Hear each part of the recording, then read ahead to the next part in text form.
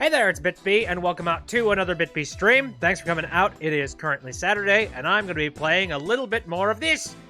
Hello, funny stuff. Yeah, more Spirit of Justice. Now, the last time that we decided to play, all shit kind of, like, went out the window. I don't know. It's just like, we're currently repossessed by everything, and we're kind of in trouble. The stakes are stupidly high in this game. Why are they so stupidly high? I miss the old days where it was just, hey, somebody died. Figure out the mystery. No. Now my own ass is on the line. Okay. So how's my mic sound? Does it sound okay? It sounds okay to me. I don't know. Maybe a little bit quiet. Maybe it's just me. Sounds fine. Sweet. Okay, then. Let's just go ahead and jump into this craziness. Why don't we? We've got a very asshole movie star lawyer type that we need to be taking down a peg. That's for sure. So, let us move on. Where's my stylus? There's the stylus. Hello, Scraps. How's it going? Anyway, April 28th, 9:15 a.m. District Court, Defendant Lobby, number 3. I'm fine. Starting out with this already. I'm Apollo Justice, and I'm fine. Is Apollo okay? He's been muttering to himself all morning. The mutterings of a madman. He's been like that since yesterday. Guess the pressure of today's trial is getting to him. You don't know the half of it, sister. Poor Polly. He's really tearing himself up over all of this. I wouldn't be surprised if he's tearing up too. Get it together, Apollo! Slap. Yikes, Athena! When did you get here? Try to relax a little bit, will you? You're getting yourself way too worked up. Yeah. But I'm alright. I'm fine. My job, my livelihood, everything is on the line. I'm scared. You know, I did a little digging on this Nayuta Sadmahi guy. He's apparently not your run-of-the-mill prosecutor. Oh yeah? When did you find that out? Well, they say he wields an incredible power to accurately read a trial's karma and its ultimate fate. What is that supposed to mean? I don't have all the details, but apparently he can foresee how the arguments will go and even lead his opposition. So the defense basically ends up going in whatever direction he has in his head. That sounds like cheating. Should we be allowing him in the court of law? I don't know. Man, this isn't going to be a cakewalk if that's true. Emma did say she'd talk to him for us, though. Oh. Here. Sorry, I'm moving cords around here. I don't know if you can hear that over the chat or whatnot. I don't know. There was a little bit of static there. Probably not in your end, though.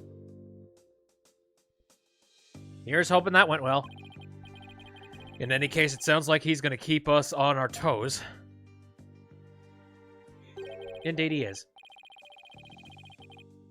That's why I know you're ready. Why I know you can leave Trucy in the office, too. All right. I believe in you, Apollo. Your beliefs are foolish! Mr. Wright is putting his faith in me. I can't let him down now.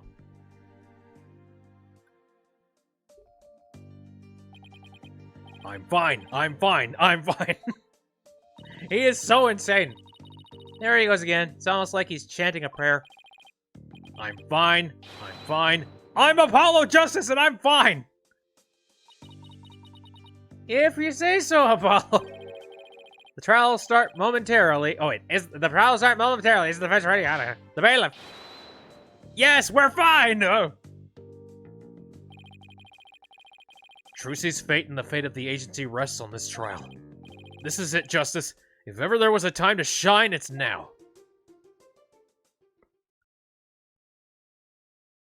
Let's get to it! Alright, now we need to read some text first. April 28th, 9:30 a.m. District Court, courtroom,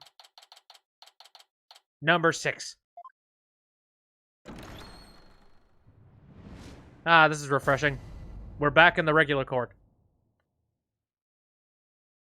How you doing, Mr. Judge? Court is now in session for the trial of Trucy Wright. Oh god, it's like a rotating door with these troops. The defense is ready, Your Honor. Oh dear. Hi, Nayuta. And the prosecution? Prosecutor Jasad Mahi. 1,000 pardons. It was rude of me to keep you waiting. I was praying for the victim. Oh, praying? Oh, yes, I see. You're a Curianist monk, correct, prosecutor? Yes, that is correct. I am but a lowly monk from the kingdom of Curain. I beg in advance for the forgiveness and kind patience of everyone here in this court. I am unfamiliar with the proceedings of this country and may make many blunders. He seems like such a gentle-mannered soul, doesn't he? I wonder if Emma had a chance to talk with him about Trucy. Yeah, and he probably doesn't care. Now then, Prosecutor Sadmadhi, your opening statement, if you would. Certainly. In the name of the Holy Mother, I vow to guide the victim's soul to a land of eternal peace known as the Twilight Realm. Now, let the last rites of the victim begin. Nayuda Satmahi. He's really been making a name for himself, apparently, but that nickname, Last Rites Prosecutor, I wonder how that'll come into play today. I brought my papers with me. The incident took place in the middle of a spectacular magic show. The accused performed a magic trick in which she thrust a sword into a coffin. Dead guy.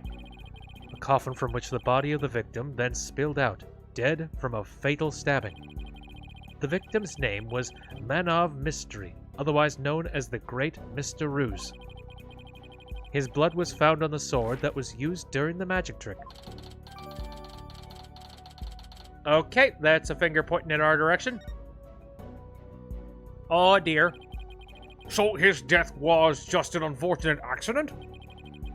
It is only natural for one to assume as such, Your Honor. However, it was no mere accident, but rather a homicide. The prosecution's position is thus, that this was a murder made to look like an accident. I forgot his real name was Man of Mystery, oh my god! Oh, the pun names. I see. And you believe this crime was committed by the defendant? After a thorough consideration of all possible scenarios, I unfortunately had no other choice but to conclude as much. So that's how it's gonna be, huh? Then he's my enemy! I guess Emma couldn't convince him after all. Very well. And now, let us hear from the defense. Naturally, we maintain that the defendant is innocent, Your Honor. If the defense wouldn't mind, could you please explain your reasoning? My reasoning? I would have to say that my main reason is because I believe in the defendant. Fool. I see. So you find it difficult to come up with anything more concrete than that, do you? What a fine demonstration of the fact that you are indeed a lawyer of putrid mind. Putrid mind? Prosecutor Satmani! Excuse me, but I don't... Sorry, I don't speak moon speak.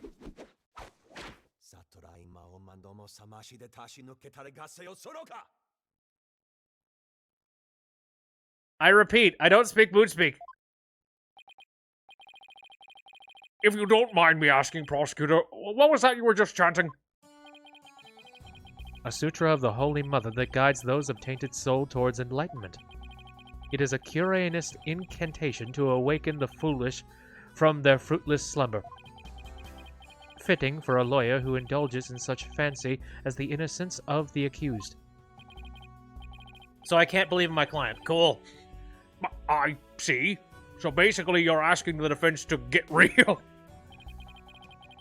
Allow me these few words, defense. It is my duty as a monk to punish sinners, and to guide the victim's soul to the Twilight Realm. Should you show repentance and admit to the accused's guilt now, no harm will come to you. But, should you interfere with my sacred last rites of the victim, then I shall cast you down into the pit of hell along with Trucy Wright.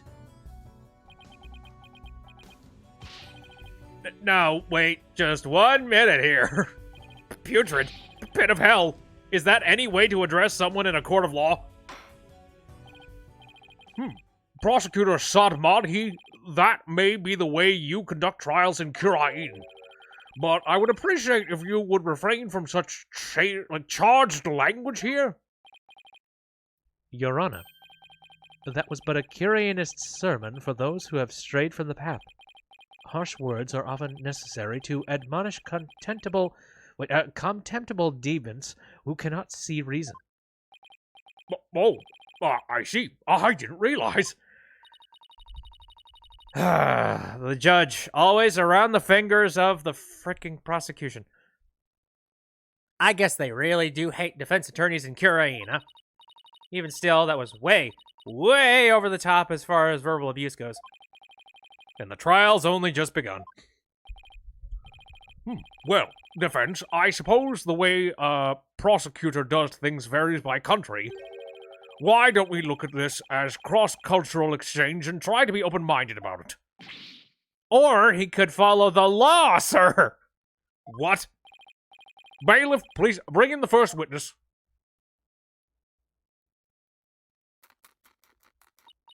Oh, God damn it. Hey, put those down. Just put those down. You don't want to get on that kick.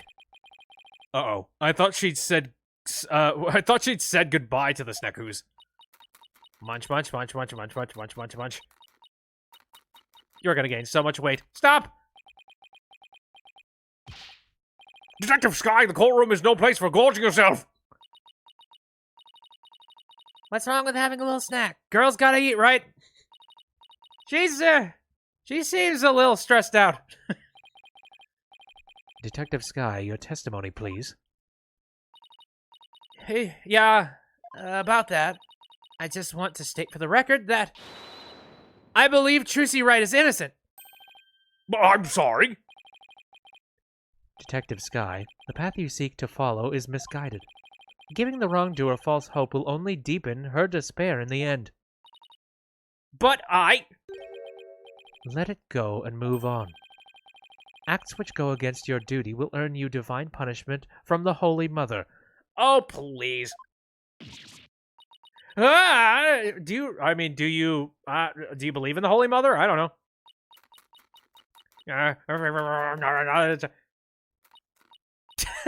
It's just slowing down on the Sneckoos. Fine.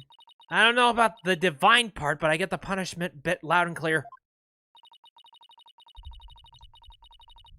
Do you believe in the Virgin Mary? Well, I don't know. Right now we're trying to talk very logically. Let's take this and move it aside. You know, the court law, like the law of the courts, has nothing to do with anything spiritual. So step back. Or at least I'd like to think so. I guess Emma got assigned tons of paperwork or something for sticking up for Trucy. She and Prosecutor Sadmadhi don't seem to get along very well, do they? Shall we continue? The prosecution contends that the accused had a clear motive. The evidence, if you would, Detective Sky. All right. Please take a look at this poster. Oh, God. Cancel sticker. It's a Troop Grammary poster from 13 years ago. Is it just me, or is it a little different from the one in Miss Wright's dressing room? This is a revised version of that poster. This one says canceled under... Oh, wait. Mr. Rudder. That's right. Mr. Ruse left the troop after the first version of the poster was printed. Take a look at Mr. Rue's right forearm near his elbow. See the big scar there? He apparently got that when he made a mistake while practicing a magic trick. Oh, they misspelled canceled? Didn't even see. Whoops. Ouch, that's quite a scar. Because of the accident, McAfee Grammary concluded Mr. Arias was too unskilled. Just before the show was to open, McAfee announced Mr. Arias wouldn't be appearing. But in defense of McAfee's decision, Mr. Arias tried to go on stage anyway.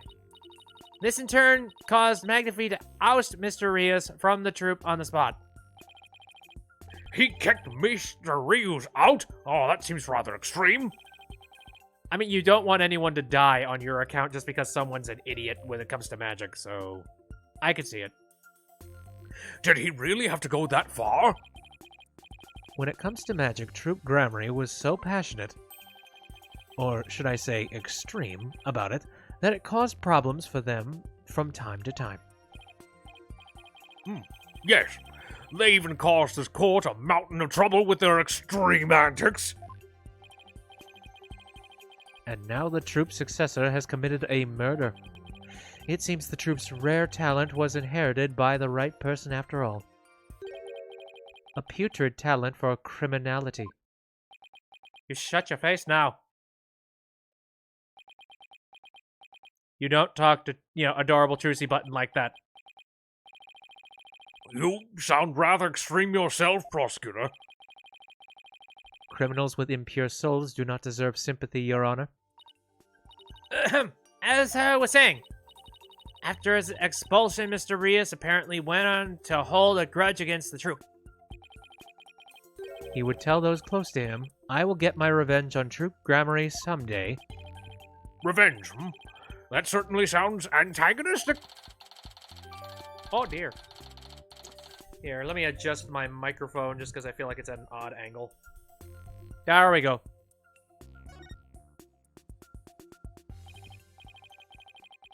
And then his chance for revenge finally came. If you would be so kind, Detective Sky. I guess I don't have a choice, do I?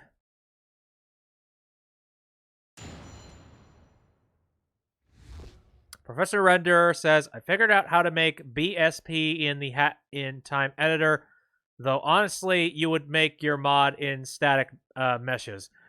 Oh boy, BSP is a program, right? I don't remember what it is. I need to do some, reading up on that sometime. The victim planned to get his revenge on Troop Gramarye during Trucy's magic show. Mr. Rios was going to first steal the Gramarye notebook from the defendant. He then intended to reveal the secrets behind their magic tricks during the show. That was the victim's plan for revenge, and while he did in fact steal the notebook, the defendant murdered him before he had a chance to reveal the secrets. What a bastard! BSP is binary space partitioning. It's how source games like TF2 handle maps. Oh, nice, really? They're not made out of individual models, but of brushes. Ooh, neat. By the time the accused had discovered the notebook's theft, it was too late. Her only option was to kill Mr. Rios and make it look like an accident. Objection! That's nothing but conjecture. The victim's assistant, Bonnie DeFame, gave the police a statement. She testified that just before the start of the show, Mr. Rios said, I'm going to reveal all of Troop Gramarye's secrets on stage today. What? Well, that isn't exactly a great starting point for a rebuttal, is it? You're telling me. Allow me to give you one piece of advice, defense. Oh, and what's that?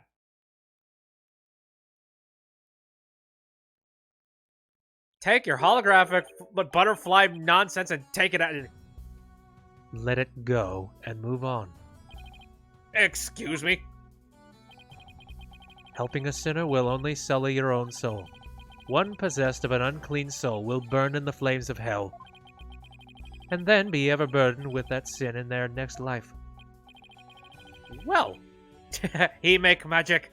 Magic, man. But I don't believe in that sort of thing. Okay, approved atheist, right here. Besides, I have no intention of giving up.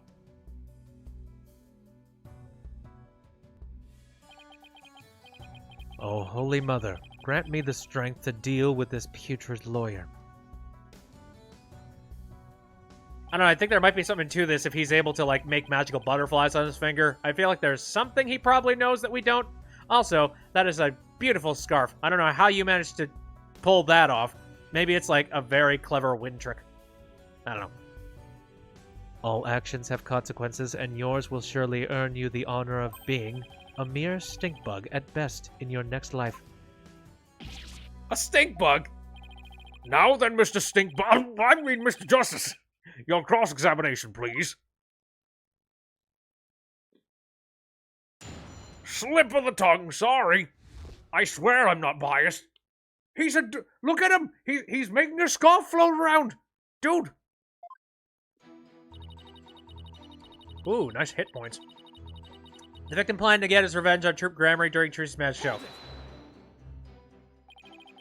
Revenge after all this time? It's been 13 years already. Why now? I know, right? I thought that was pretty sketchy myself. I mean, wouldn't he have done it a long time ago if he was gonna do it after all? Detective Sky's self-indulgent outbursts such as those will earn you divine punishment. In the form of a salary evaluation. Oh, that's what divine punishment apparently is in this. Okay, alright. If we don't believe in your freaking god, then we definitely believe in our money and our wallets. That's fine! Funny Stuff says, plot twist, the scarf is going through a hidden sleeve behind his head. It's not actually floating. At least maybe. Or maybe he's just magic, just as likely. Well, how about that? Oh dear. You're not gonna have money to be able to buy that many snackoos. Wait, that's what divine punishment means? Let the detective have her snack. This humble servant of the Holy Mother shall explain. Over a decade ago, Troop Grammary was at the height of their popularity, but then their reputation declined, and then had all but faded from public memory. Until recently, that is, when Trucy Wright, not Troop Wright, sought to recapture their former glory. The defendant? And at such a young age, too? Oh, how impressive. Yes, the accused's skill at magic is undeniably impressive. If she hadn't fallen onto the path of sin, she would have had a bright future ahead of her. She still does. I believe in her. It's always sad to see such promising young potential go to waste. Now then, Detective Sky, how did Mr. Rios plan to get his revenge? And please put down the snackos before you continue with your testimony. I hate when people talk with their mouth full. Yes, Your Honor. Not at my dinner table. Mr. Rios is going to first steal the Grammary notebook from the defendant. What evidence do you have that Mr. Rios actually stole that notebook? Well, you see, whenever you're ready, Detective. Frickin' Detective Chipmunk. Fret not, Detective Sky. You have nothing to repent for. You should be proud of the fine forensic discovery that you made. Forensic discovery? What did she discover, specifically?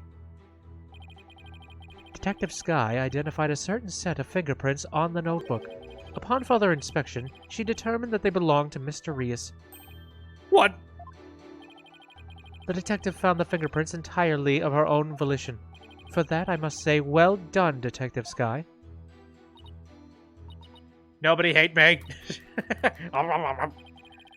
Got a little too addicted to using your precious white powder, did you, Emma?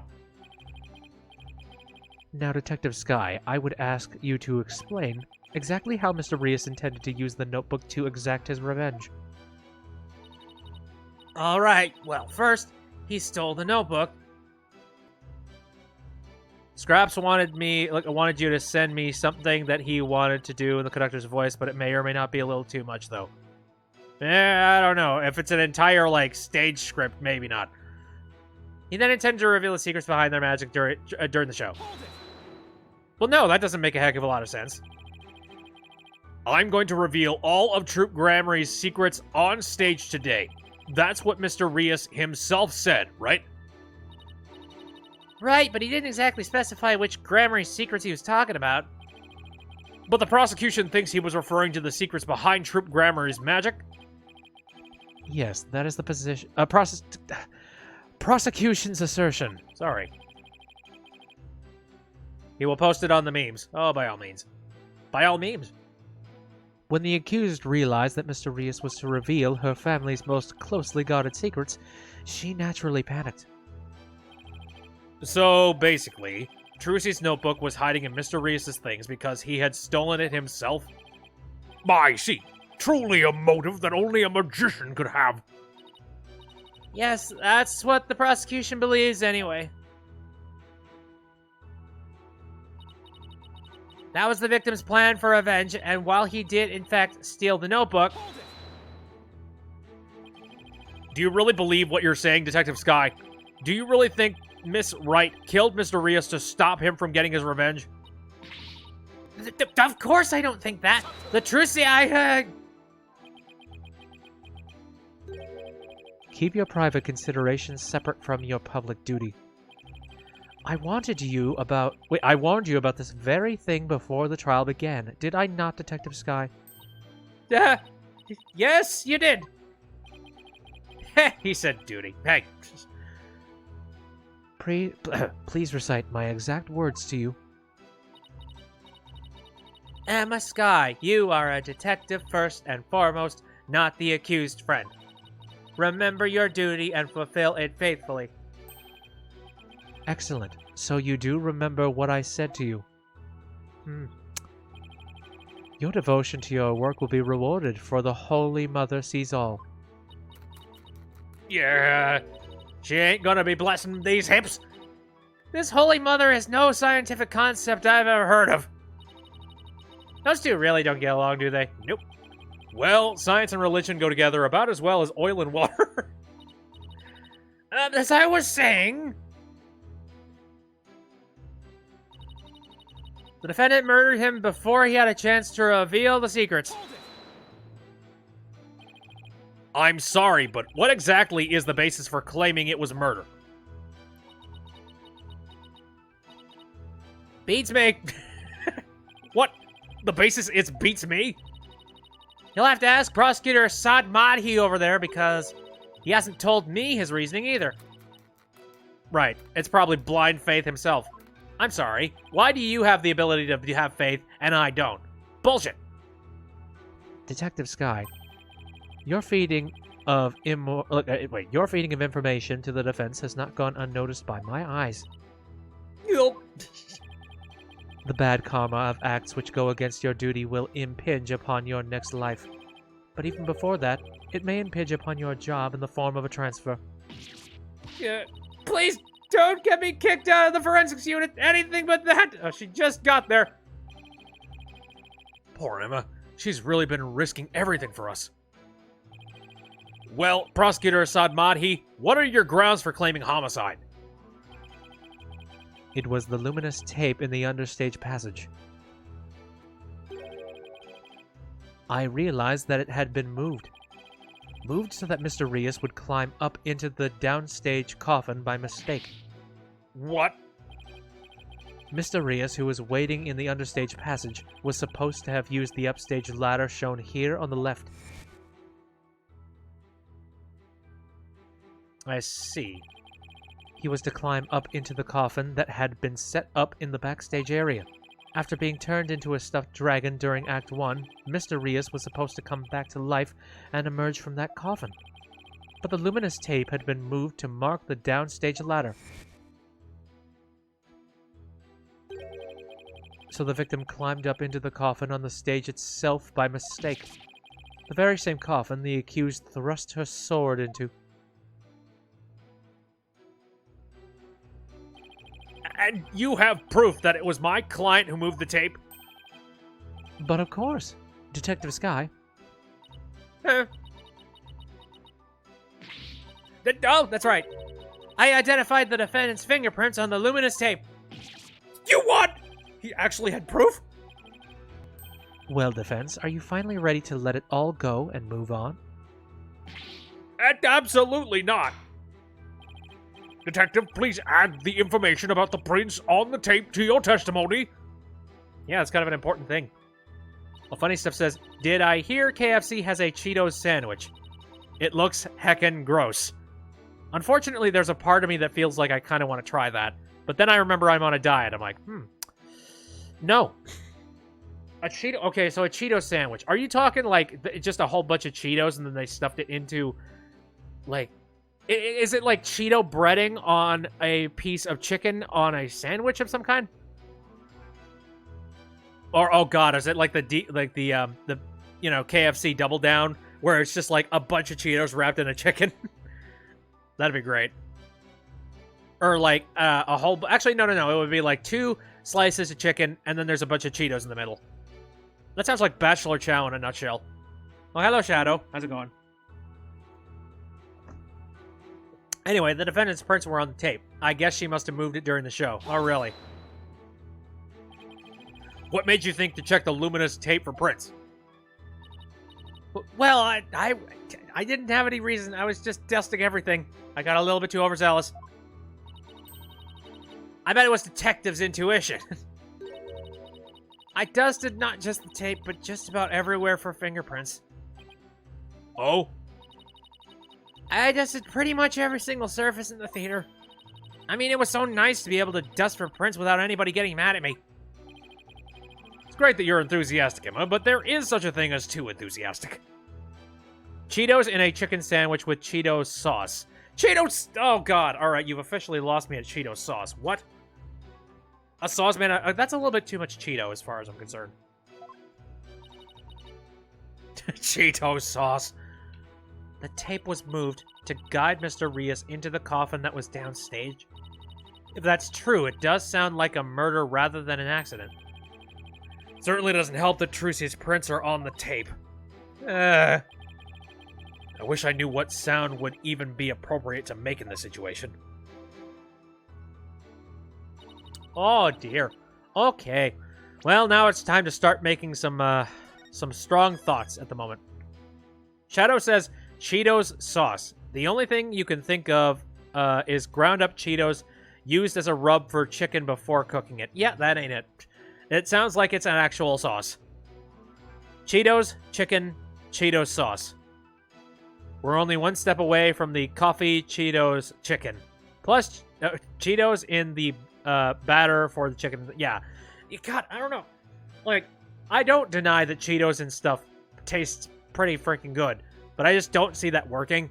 You know, like, I don't think this is going to be a Cinnabon cinnamon ball thing. Like, where, oh, God, you've mixed all the right flavors together. Again, it sounds like, it really does sound like Bachelor Chow. Okay, so let me think about this. The defendant's prints were on the tape. I guess she must have moved it during the show. Since this is the one thing that was unlocked, I feel like this is the one thing that I need to be presenting on. Shadow says there's such a thing as too many Cheetos. There are some people who don't believe that. Oh no, I know there's too many Cheetos for sure. And it exists in the form of, you know, a serving size. All right, let's think about this. The defendant's prints were on the tape. What evidence could I use to try and, like, screw with that? Let me see. We got the clipboard's probably nothing at this point. Tracy moved the stage lifts to cover for Bonnie's mistake. She told no one about that. I feel like this is, like, something that I pull out at last minute. So I don't know if this is something that I would present. Fire bucket. Not only was it empty, but dust lines the inside of the pail. Oh, right. Fingerprinting results. In addition to prints from the victim and Bonnie, a set of unknown fingerprints were found on the top. That's just talking about those fingerprints, though. Prints in the coffin lid. Okay, Trucy wore... Oh, hey, there we go. Trucy wore gloves during the show, so none of her fingerprints were found. Mr. Rios' palm prints are reversed. All right, there we go. I feel like this is it. Like, she was wearing gloves. At what point would she have moved that X? She must have done it during the show. She literally couldn't have. Objection! I'm sorry, Detective Sky, but there's a flaw in your testimony. Mr. Rios' paw prints. I might have.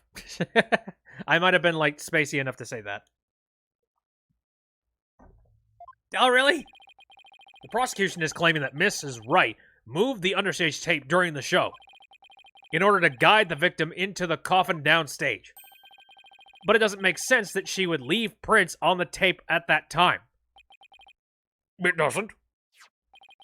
Please consider the fingerprinting results of the main coffin, which shows that not one of my client's fingerprints was found on or in it.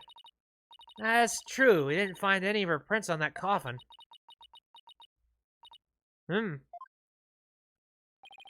I think you've realized what the flaw in your testimony is.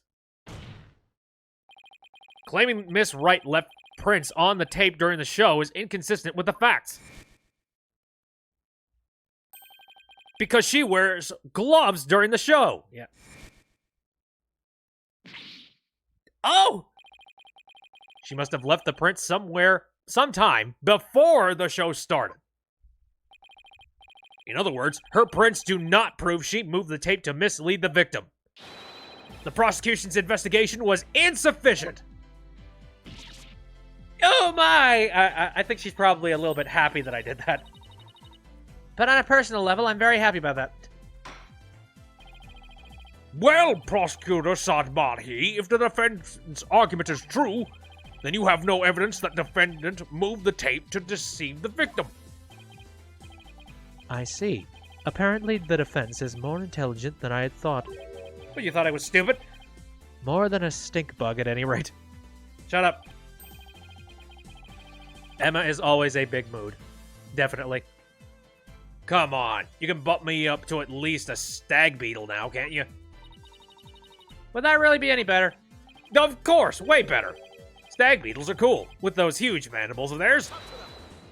I didn't know you were a big fan of those. If the defense wishes to be promoted to a stag beetle, then answer me this question. All right, shoot. You're dead. Even with no evidence that the accused moved the tape to misguide the victim still climbed the ladder using the tape as a guide. And entered the coffin on the stage. The accused then thrust her sword into said coffin with the victim in it. So what you're saying is, the fact remains that the victim was stabbed to death, right? Precisely. However, this does drastically change one aspect of this case. If the accused did not lead the victim into the coffin on purpose, then it means the victim's death could have been accidental. If it was indeed an accident, the defense can argue that it was involuntary manslaughter. So you're still gonna pin me on this, son of a... Shadow says, his little hair feathers kind of look like stag beetles' pincers, though. Also, yes, you call them feathers, not horns. They're feathers, and you can't change your mind. Oh, hey, no problem. I'm not changing anyone's mind. I can see it, though. I see. If it was involuntary manslaughter, they could plead extenuating circumstances, and the severity of the crime could be mitigated. Defense, if you believe the accused did not murder the victim, then do you argue that it was an accident? This is it. The all-important question. The defense argues that Mr. Rios' death was... I still feel like it was murder, just the timing of this was completely off.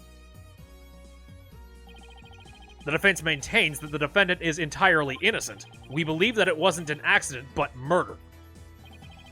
And what's more, we believe it was committed by a third party. A third party? As in the true culprit is someone else?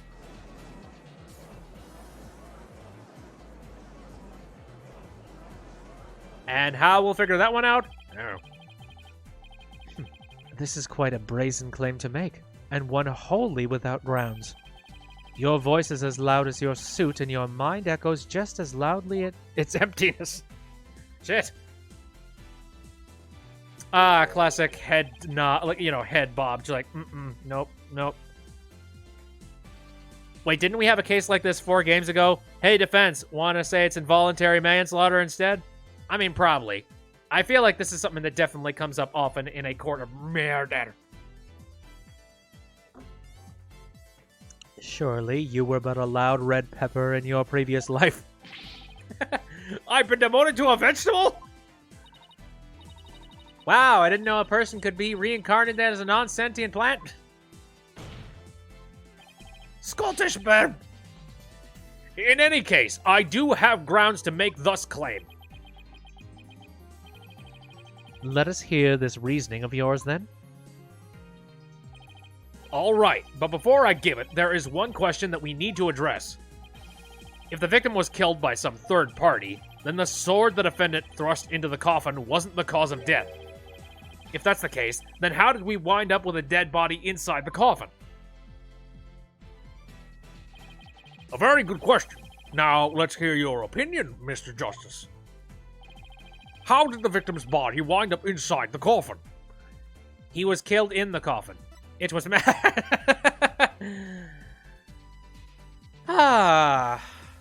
be hilarious. I don't think he was killed in the coffin because there would have been marks in that case. I believe he was killed under the stage. What if the victim was killed under the stage before being put into the coffin? In other words, what if the victim was already dead in the coffin from the get-go? Oh, I see. In that case, the defendant's sword wouldn't have been the cause of death. How do you respond, Prosecutor Sadmadhi? That is the third time. The third time of what? Prayer beads! Yeah. I've been branded! What the heck is this?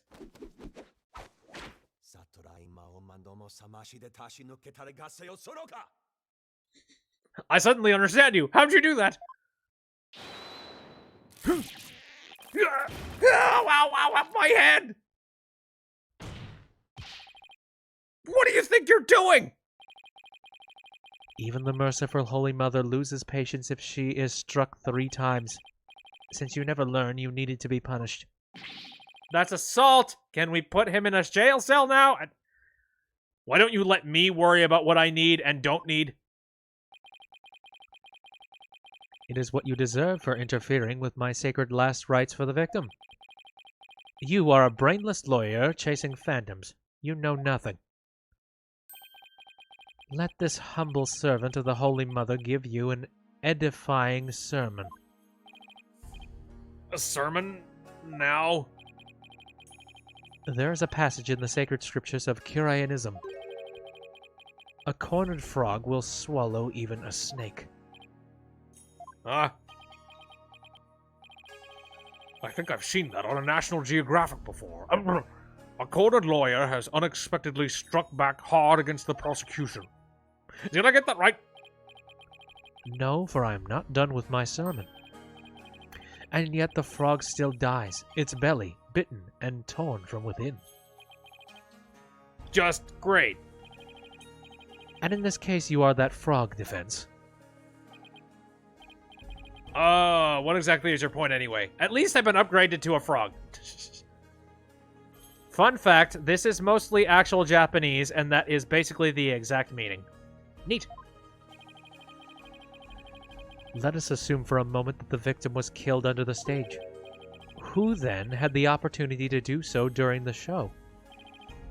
Oh, let's see. The people in the show were... Bonnie DeFame, the victim Mr. Rias, and Trucy Wright. Bonnie DeFame was on stage throughout the entire show, as easily confirmed by the footage from the show. Which leaves us with only one suspect, Trucy Wright. Now do you see? The accused killed Mr. Rias as he waited on standby in the understage passage, and then placed his dead body in the coffin above, thus making the murder look like an accident. No!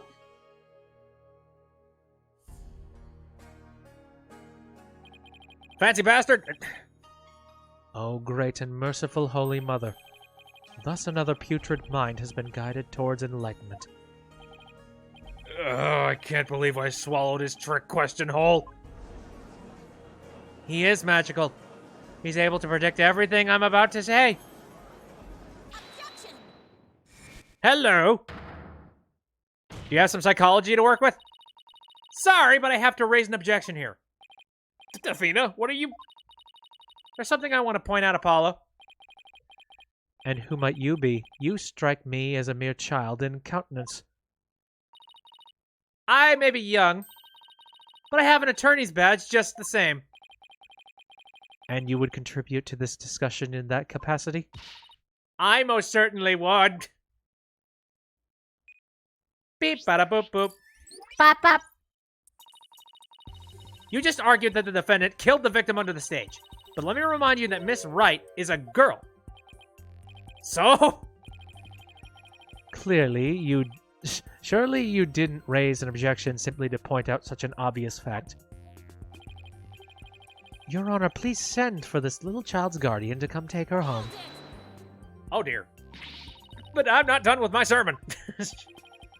You don't need to talk like Prosecutor Saad Madhi, you know. Listen, if the victim was killed in the understage passage, then his body would have to be hauled up the stage, right? However, Miss Wright is a young girl, and a pretty petite one at that. She couldn't possibly have hefted that large body up and put it in the coffin. That's true. It does seem like it would be a rather difficult task for the defendant. Are you going to bring up the lifts? I don't think even I could do it. What do you think of that, prosecutor? Who's the child now? In my religion, the prettiest of Curianism are revered as the pillars of our beliefs. So I naturally hold nothing but deep respect for women. I also think highly of the female perspective. Says the man who called this fair maiden a little child. Who's a fair maiden? I agree that your point is worth discussing, defense. How indeed was the dead body raised up into the coffin? By the accused Trucy Wright, that is. You're committed to pointing the finger at her no matter what, huh? Then you explain how that'd even be possible. But of course.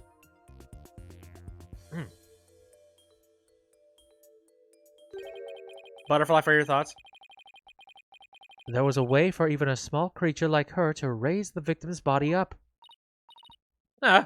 Wait. You really can't explain it? I foresaw that our argument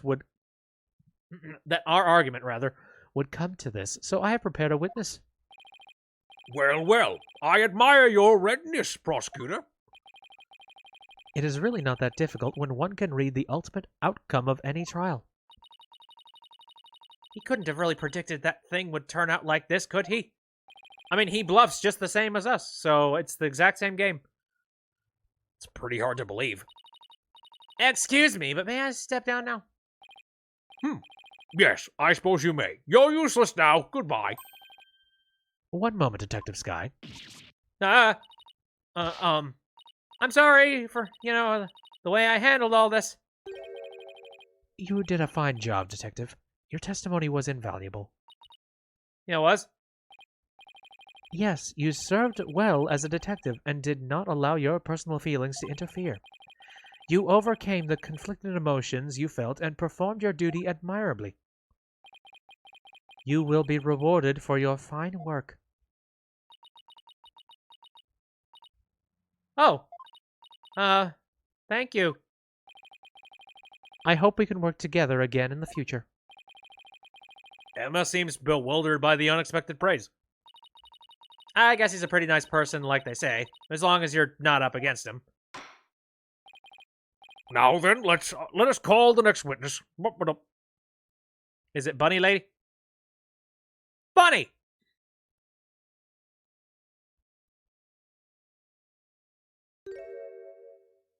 Stuck up, bitch. Witness, please state your name and occupation. Hello, ladies and gentlemen of the court. It's very nice to meet all of you.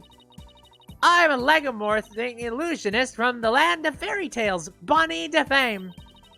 I can't wait to do some magic tricks for all of you. Please, witness, there is a time and place for all things, including magic. Aww, but it would be okay if I just did a little magic, right? Come on, please. Look, everybody's waiting. Now's my chance to shine. That is your second time. My second time doing what? Oh, you don't want the prayer beads on your head. There will be no further warnings. You should know that from our preparatory meeting, correct? Yay! Is no one exempt from His Holiness' rosary of suffering? Including the judge? May we have your testimony, witness, once you've recovered from your disappointment? Well, as a huge fan of Trucy's, I don't really want to testify against her. But I guess if I have to, don't I? I guess I have to. As a huge fan of Trucy's, huh? I hate her! I loathe her! I can't stand that Trucy Wright! Just because she's a little good at magic, she thinks she's all that! So this is exactly what that sniveling brat deserves. Again, bitch. We've had tasers, whips, coffee, a bird, and now beads. Sure, you're a real fan, all right. Of destroying Trucy, you mean?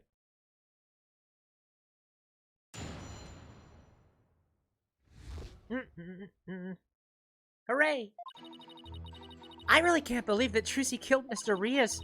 I guess it's possible for a small girl to lift a dead body up if she used a stage lift. Is it possible? Could Trucy really have... If Trucy did use a stage lift, I think she must have used stage lift too.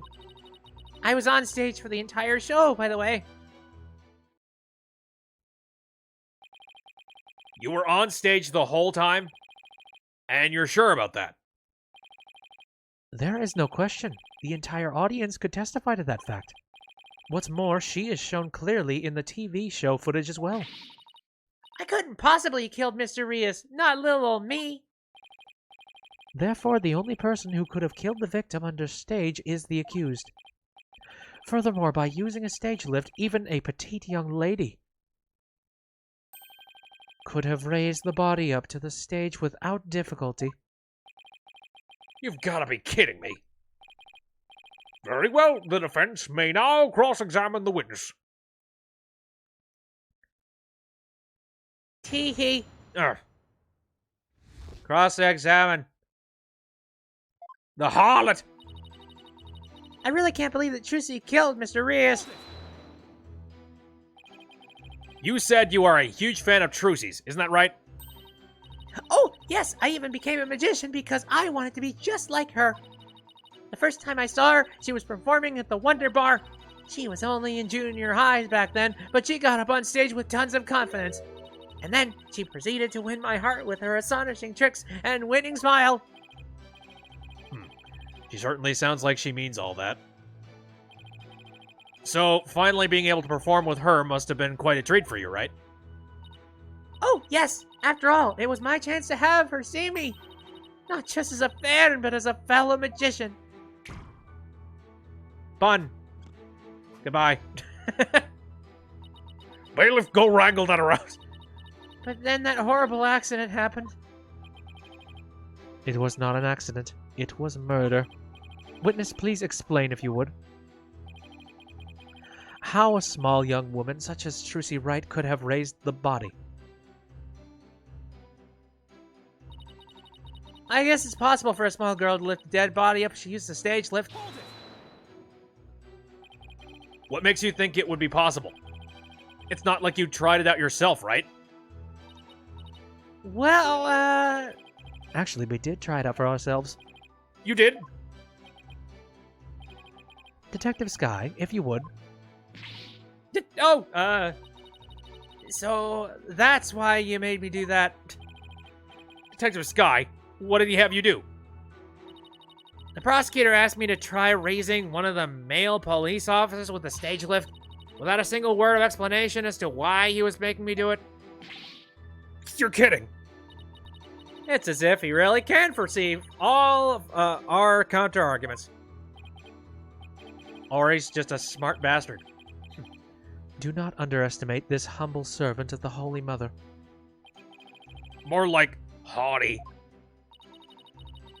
I guess that means Trucy could have lifted the dead body up? Does that mean... Is it possible? Could Trucy really have... I don't know why I'm pressing this, but sure. Is what possible? Could Trucy really have what, Miss Defame? Please finish your sentence. Well, I... Don't try to beat around the bush. Come right out and say it. Why not tell this court what you really believe? What I really believe? Of course I don't believe Trucy could ever commit murder. Such an amazing and wonderful magician would never do such a thing. But taking all the facts into account, what else can I think? I know of at least 3 other unflattering things you really think about Trucy. How can you attack this girl when she obviously is speaking with reserve? There is such a thing as reading between the lines, Mr. Justice. It's sad how the youth of today lack the ability to do such a basic thing. Oh boy, judge is angry. Looking at me like that isn't going to help me stick my foot in my mouth less, Your Honor. Witness, please describe what the accused might have used to lift the dead body. All right.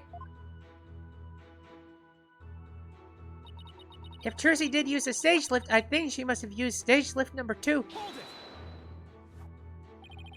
Stage lift number 2? You mean the stage lift shown here on the left? That's right. With the stage lift, I think even a small girl could easily lift a dead body up to the stage. And so that makes her the murderer, in your opinion?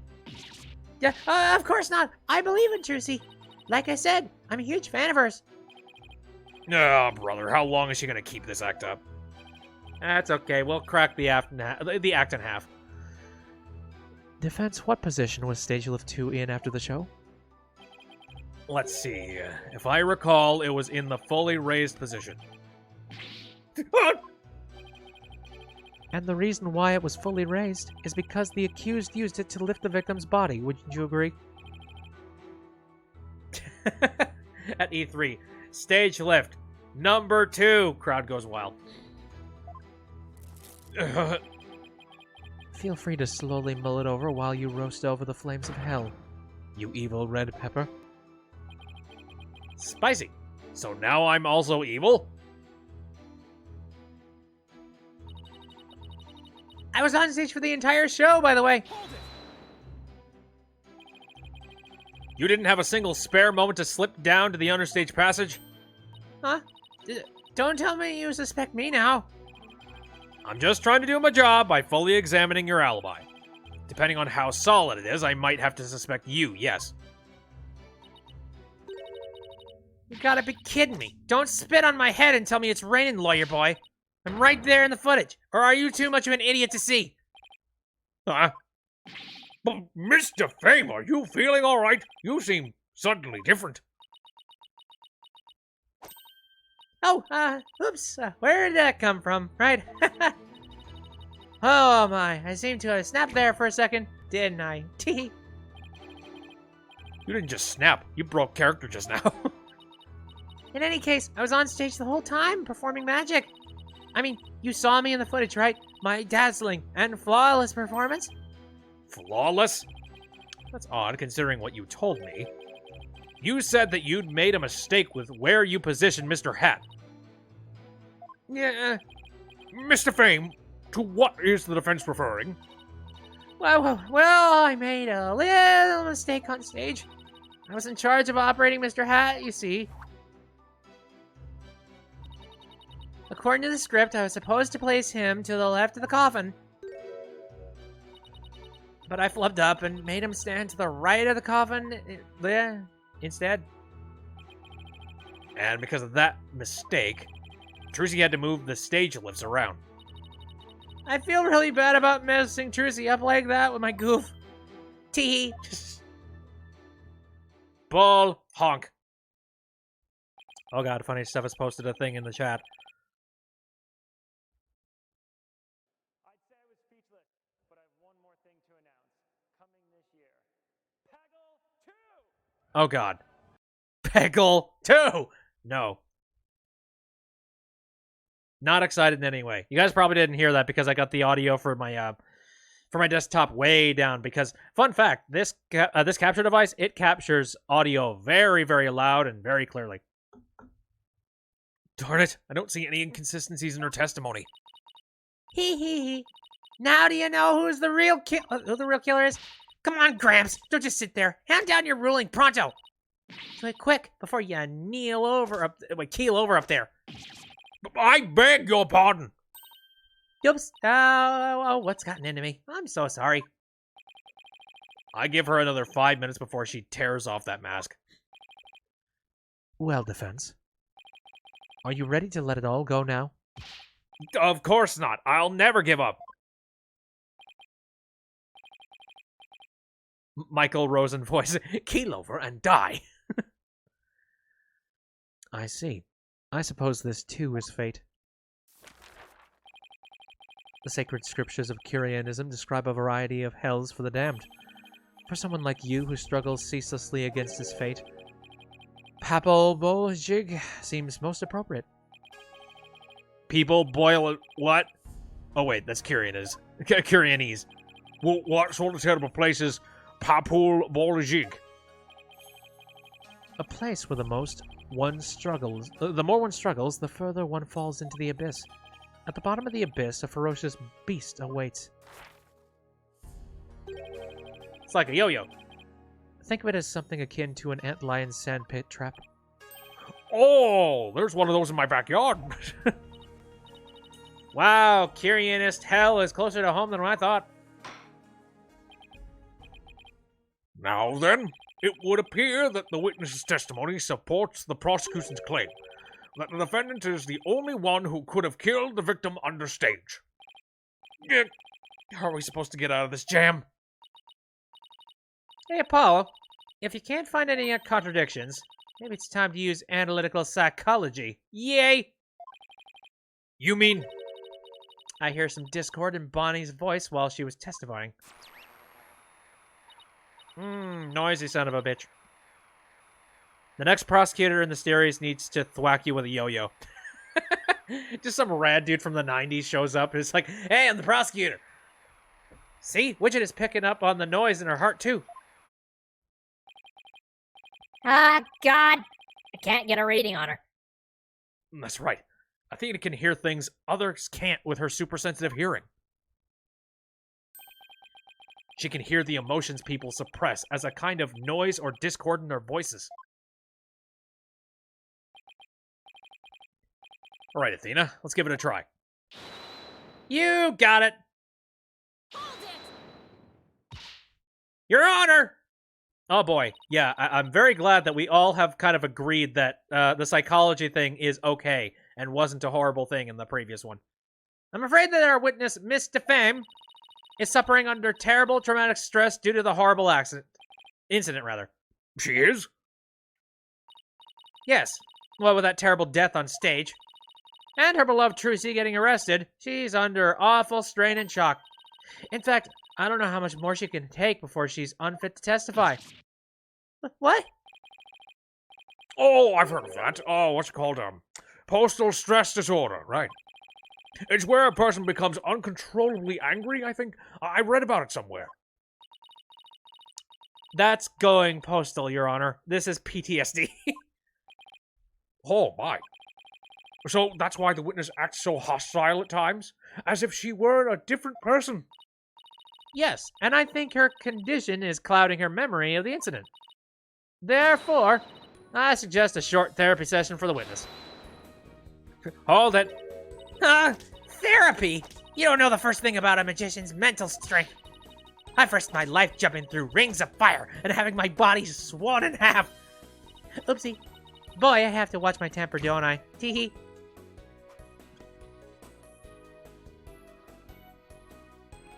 Yeah, you go ahead.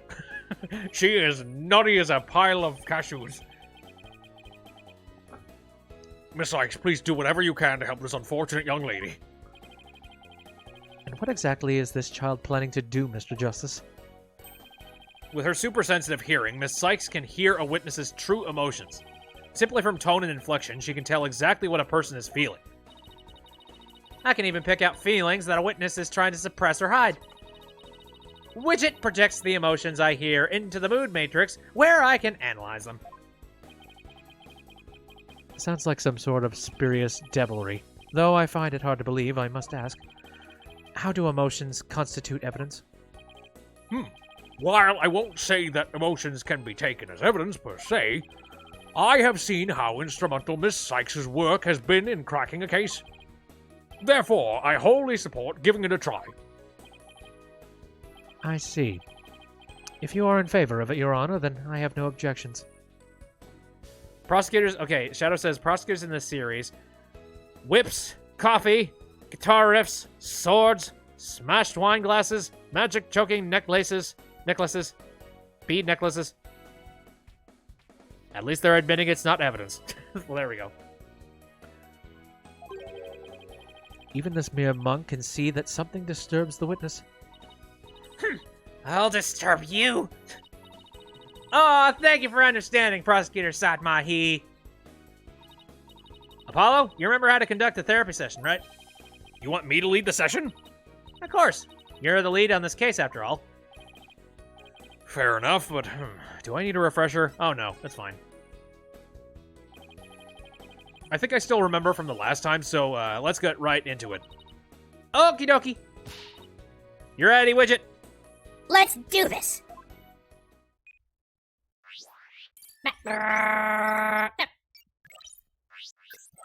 Mood, online.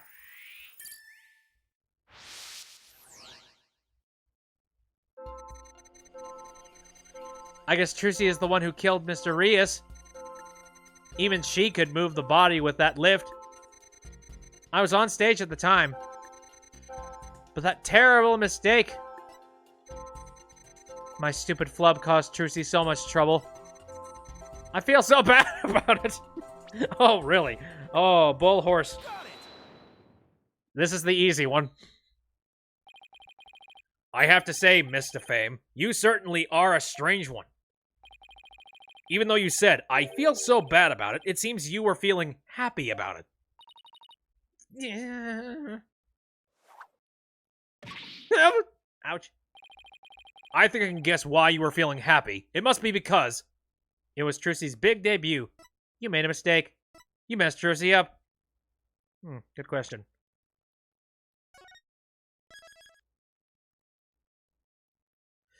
I'm going to take a guess and say you're the one who did the messing up. I think you were happy because you messed the defendant up. Yeah. I'm right, aren't I? You gotta be kidding me. Why would I be happy I messed Trucy up? I'm a big fan of hers. Because we saw you. Yeah, but this isn't really evidence. I hate her. I loathe her. I can't stand that Trucy Wright. Just because she's a little good at magic, she thinks she's all that. So this is exactly what that sniveling brat deserves.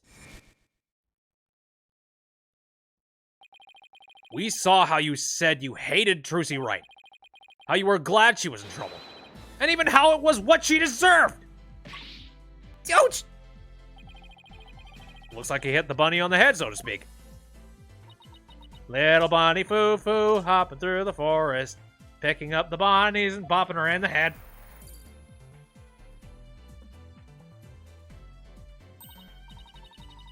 Apollo, the noise level dropped. Now if we could get down to 0. Well, Mr. Fame, are you ready to confess how you really feel?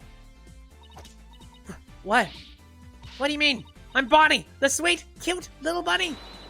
I'm a rookie magician working hard to be just like my idol Trucy. That's the character I'm supposed to be. And clearly it's not the one you are. Keep that up, Mr. Fame, and you're gonna have a mental breakdown. Just let yourself be who you really are. Who I really am? The two sides of you are fighting each other and doing you psychic harm. I can hear them. Two distinct voices battling inside you. Fight, fight, fight, fight.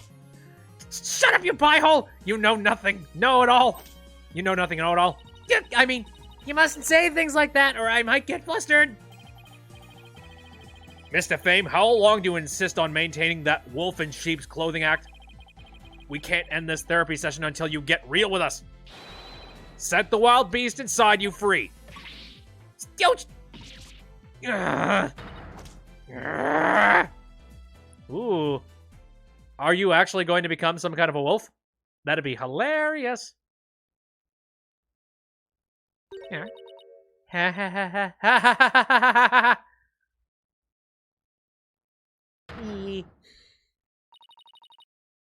Don't make me laugh. You don't know a dang thing about me. You want to see who I really am? Fine! Take a good look.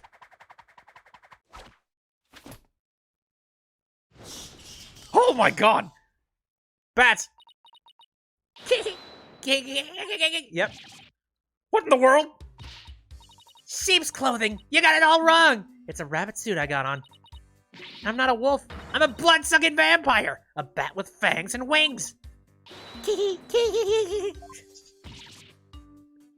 Eek! I think we just opened Pandora's box. Oh dear. I'm finally done with that goody two-shoes cottontail act. I feel free as a bat. Well, at least now we know. Defense, your therapy session has taken a turn for the worst from the looks of it. There's a perfectly good explanation for this. Isn't there, Miss Sykes? Methinks I created the monster. We blew it. Hey, you, lobster boy. Do me? You think I'm glad Trucy's in trouble? That I think she's getting her just desserts? Well, guess what? You're right! Does this mean you admit to wishing the defendant harm? Well, the bat's out of the bag now. That mistake of mine was a work of art. Thanks to my goof, poor little Trucy had to do all that hard, physical labor. When you say hard physical labor, what are you referring to? Because of Mr. Hat's new position, Trucy had to move both of those huge stage lifts. They must have been so heavy. What a riot! That's strange. Athena, could you please add that last statement to Bonnie's testimony? Alright, I'll update the mood matrix with the new info. Bats Kid, minus the cat crimes. And more of actual bats. Hey, Apollo, there's a new inconsistency in her testimony. Yeah, she finally slipped up. So what do I need to do now? Bat crime. Well, from this point onward, you just do what you do best. Find the contradiction in the testimony and present evidence to refute it. Alright, I got you now, Bonnie DeFame. Bat crimes. Drucy is the one. Even she could move the body with that lift. I was on stage at the time. Terrible mistake. You know what? Serves her right. Thanks to that, she ended up having to move the stage lifts. Okay. So, let me see here. What could possibly be it? I need to present on one of these things. So what is it that I need to be showing off here? Stage lift Trucy had to move out of the way during the show since it was already up. Okay. Maybe that has something to do with it. Let me take another look at this. Show script. Fire trick was canceled due to the incident, of course. Teleportation trick, Trucy's escape trick, Mr. Rios' fire trick. No, nothing about that. Or that, I'm sure. Crime photo, fingerprint. Fire bucket. Contract. Trucy moved the stage lifts to cover for Bonnie's mistake. She told no one about this.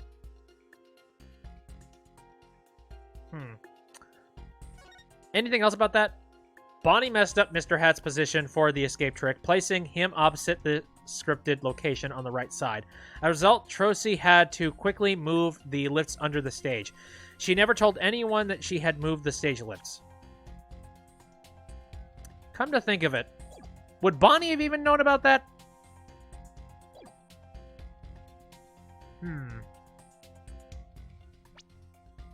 Let me check.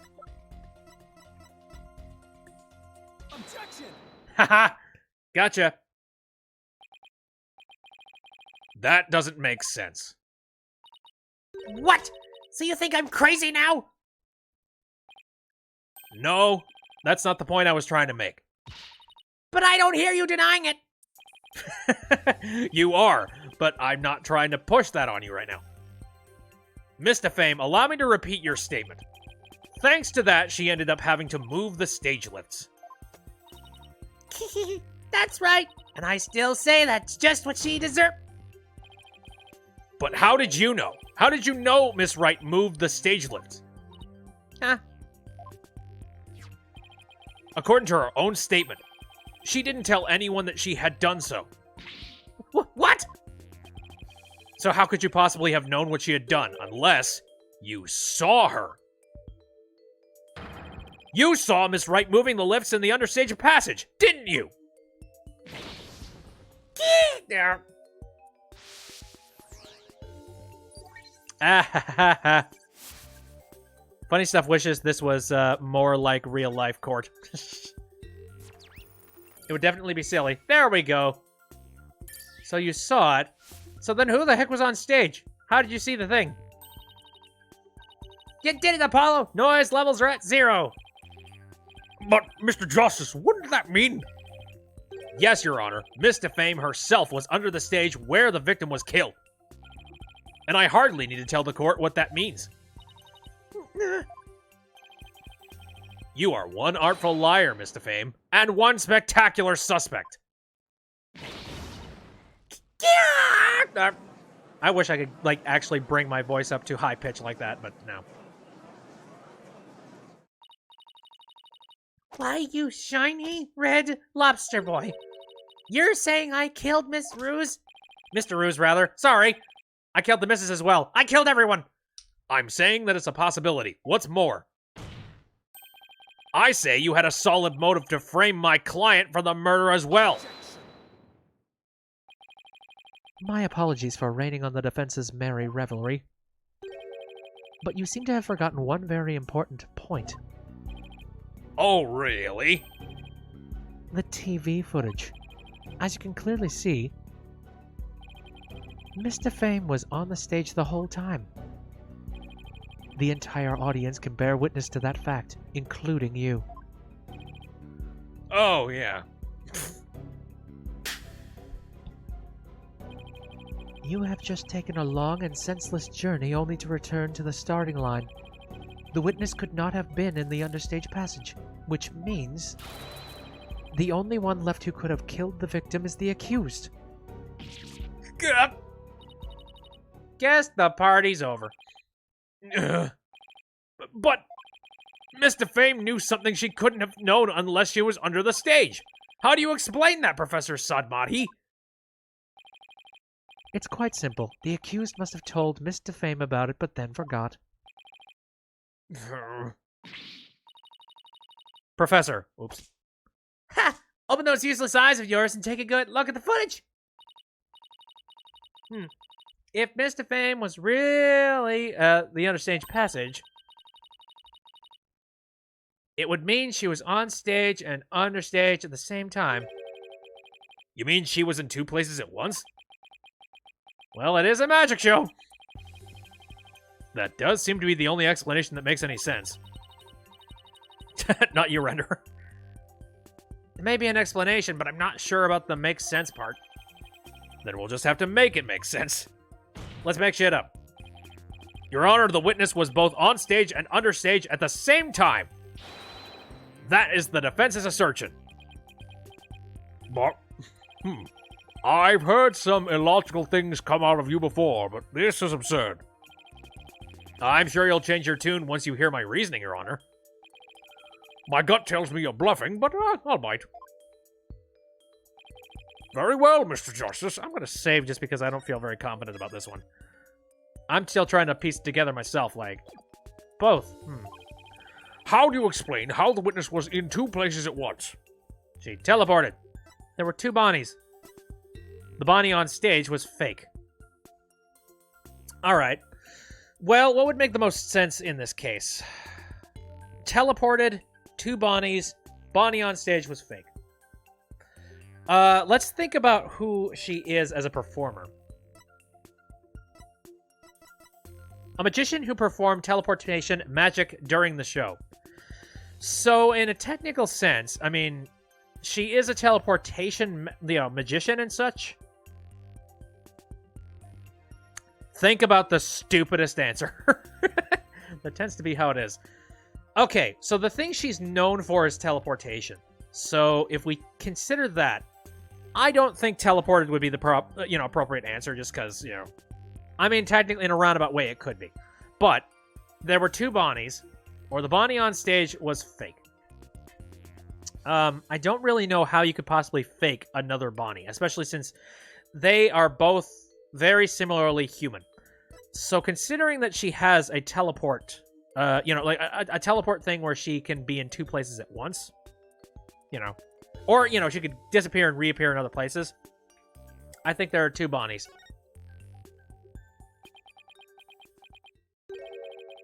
There were two Bonnies, Your Honor. If that were the case, it would all make sense, wouldn't it? There were... Two of them? I suspected you had a few screws loose, but now I see some are missing altogether. Is there a toolkit in this courtroom, Your Honor? I suppose two, but no 3 screws to the head should righten his putrid brain. Very well. Bailiff, could you... Hey. No, wait, please, listen to my argument. Don't make me Frankenstein. Very well, I suppose it wouldn't hurt to at least give a listen. As we argued earlier, Miss Defame is shown in the footage the whole time. But at the same time, she was also watching Miss Wright in the understage passage. The only possible explanation is that there are two Bonnies. That almost sounds like it makes sense. What do you think, Prosecutor Sadmani? This humble servant of the Holy Mother is of the opinion that we should lose no time in replacing the defense's many lost screws. I'm a lost cause! Yay! But Apollo, it goes against reality itself to say that one person is actually two. But we don't have to be bound by reality. After all, we're talking about magic here. So, if the Bonnie Defame in the footage is the real Bonnie, then the Bonnie here on the witness stand, the one who must have been understage, this Bonnie Defame is our second Bonnie. She is? Say we call the one in front of us Bonnie number 2. I believe I have just the piece of evidence to prove that a Miss Bonnie number 2 exists. Oh, then please submit your evidence, Mr. Justice. What proves the existence of Bonnie number 2? All right, well, let's take a think about that one. What do we have that actually proves that there are two Bonnies? Let me see. Disc with a recording of Trucy's escape trick. I wonder if this would have any kind of proof in there. Like if we took a look at the Bonnie in this footage, perhaps she has some kind of a difference in it that would prove like, oh, hey. I wish I could pause. Yeah, I don't know. I can't really tell completely. But let's think a little bit hard about this. Trucy moved the stage, covered a Bonnie mistake. She told no one about this. Shadow says I can give you a hint if I need one. Not quite. Though considering you're giving me hints at this point tells me that maybe that's not the actual evidence. I don't know. But anyway. Here's an idea. Fingerprints. In addition to prints from the victim and Bonnie, a set of unknown fingerprints were found on the top. How about this? Prints on the... Yada-da-da-da-da. Wait. Prints on the coffin lid. Bonnie Defame. So, interesting. So, I wonder... Eyes. Yeah. If we fingerprint this person and it turns out that their fingerprints are different to the Bonnie that we have on file, we prove that we have two. What's this? During our investigation, we found a set of unknown prints on the coffin on the stage. These prints were most likely left during the course of the show. But they didn't match the prints of any of the people involved in the case. Shadow says, when I suggest a hint, that doesn't always mean that what I suggested was wrong. It just means that sometimes it may not be obvious why. Again, by my logic, I'm like, the fact that you are telling me that you want to give me hints tells me that I'm far off. So that was my hint. An unknown third party's fingerprints? I was not told of this. Couldn't you have foretold it, you asshole? Emma must have kept it from him. So the question is, who could these prints possibly belong to?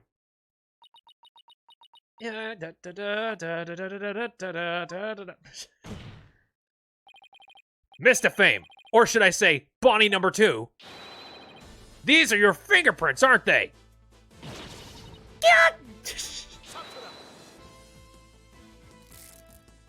Oh dear. Enough of this foolishness. One person could not possibly be two. Those fingerprints could have been left not only during the show, but at any time. Objection! It's not like you to lose your cool like that, Prosecutor Sadmati. And I'm sure you know that. Exactly when the fingerprints were made is not the main issue. What do you mean by that, Mr. Justice? The issue is, who do these unknown prints belong to? They're certainly not Bonnie DeFame's. But what if they belong to the person standing right in front of us? Oh, you mean Bonnie number 2 is the second Bonnie? Is that what you're implying? It's preposterous to suggest that these prints belong to the witness. I say there must belong to some other unknown individual. Prosecutor Sadmahi, can you really look at her and still say that? Too many Bonnies. Spoiling the broth. What are you looking at? Take a picture, it'll last longer. How could this be? Bonnie 2 was the second Bonnie. What? If we check her prints, I'm sure they'll match the unknown set. Well, Bonnie, the prints that don't belong to the real you belong to you, don't they? Bonnie number 2. Yeah. Witness, is what the defense has said true?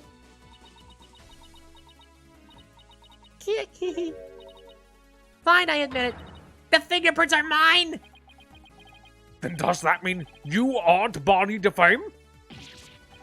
What? Ridiculous.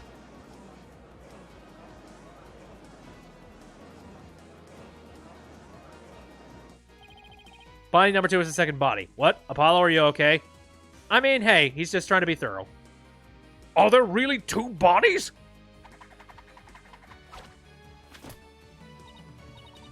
Nope, there's only one Bonnie. That's because I'm Betty. Betty DeFame. What? Ladies and gentlemen of the court, it's time for a wondrous magic show. Gasp at amazement at this logomorphing illusionist performs her teleportation magic. Watch closely. It's showtime!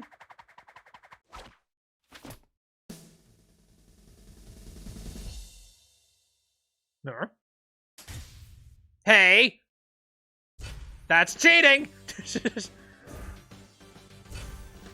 Oh. Why? That's cheating! That's clearly cheating!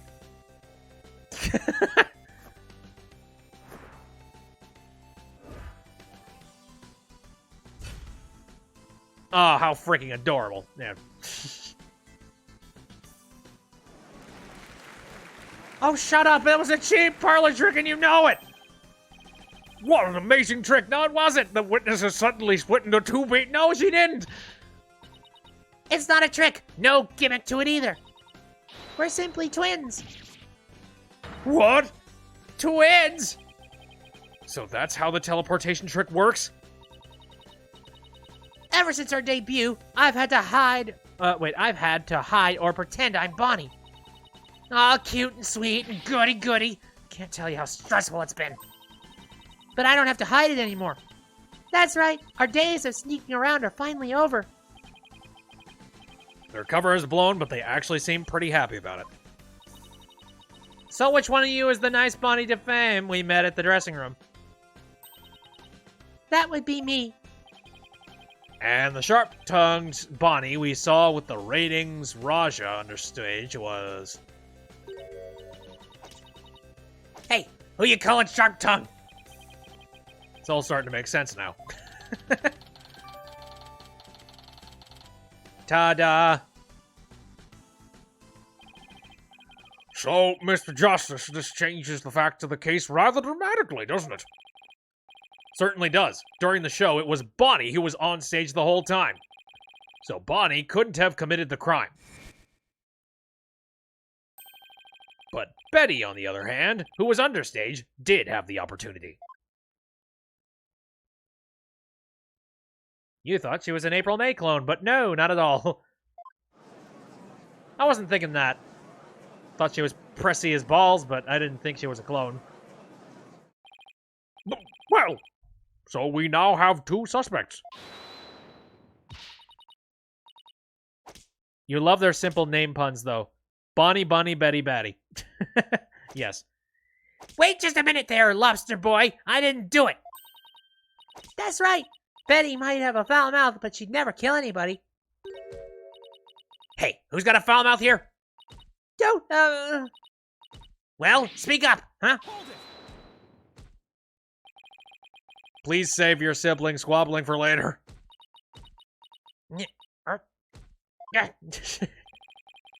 But... Betty, you must have been in the understage passage during the show. Otherwise, you wouldn't have known about the stage lifts being moved. So what exactly were you doing down there? fine. I'll testify. Anything to get you off my back.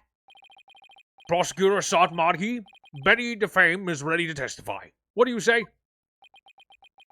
But defame, third twin.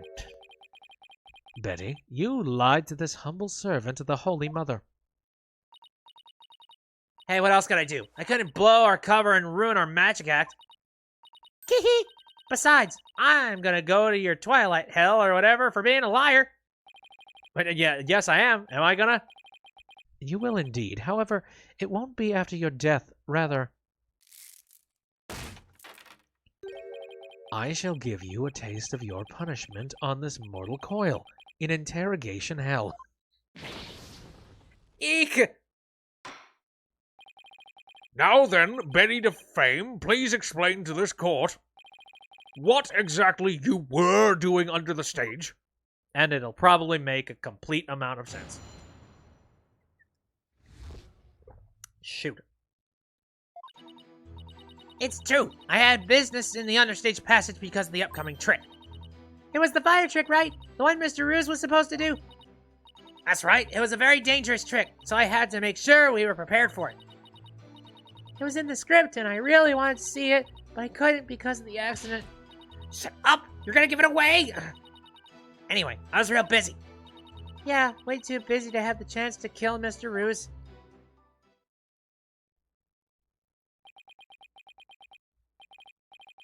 Well, that was certainly different. Meh. I've been to court hearings like this before. How's that for a flawless testimony and alibi?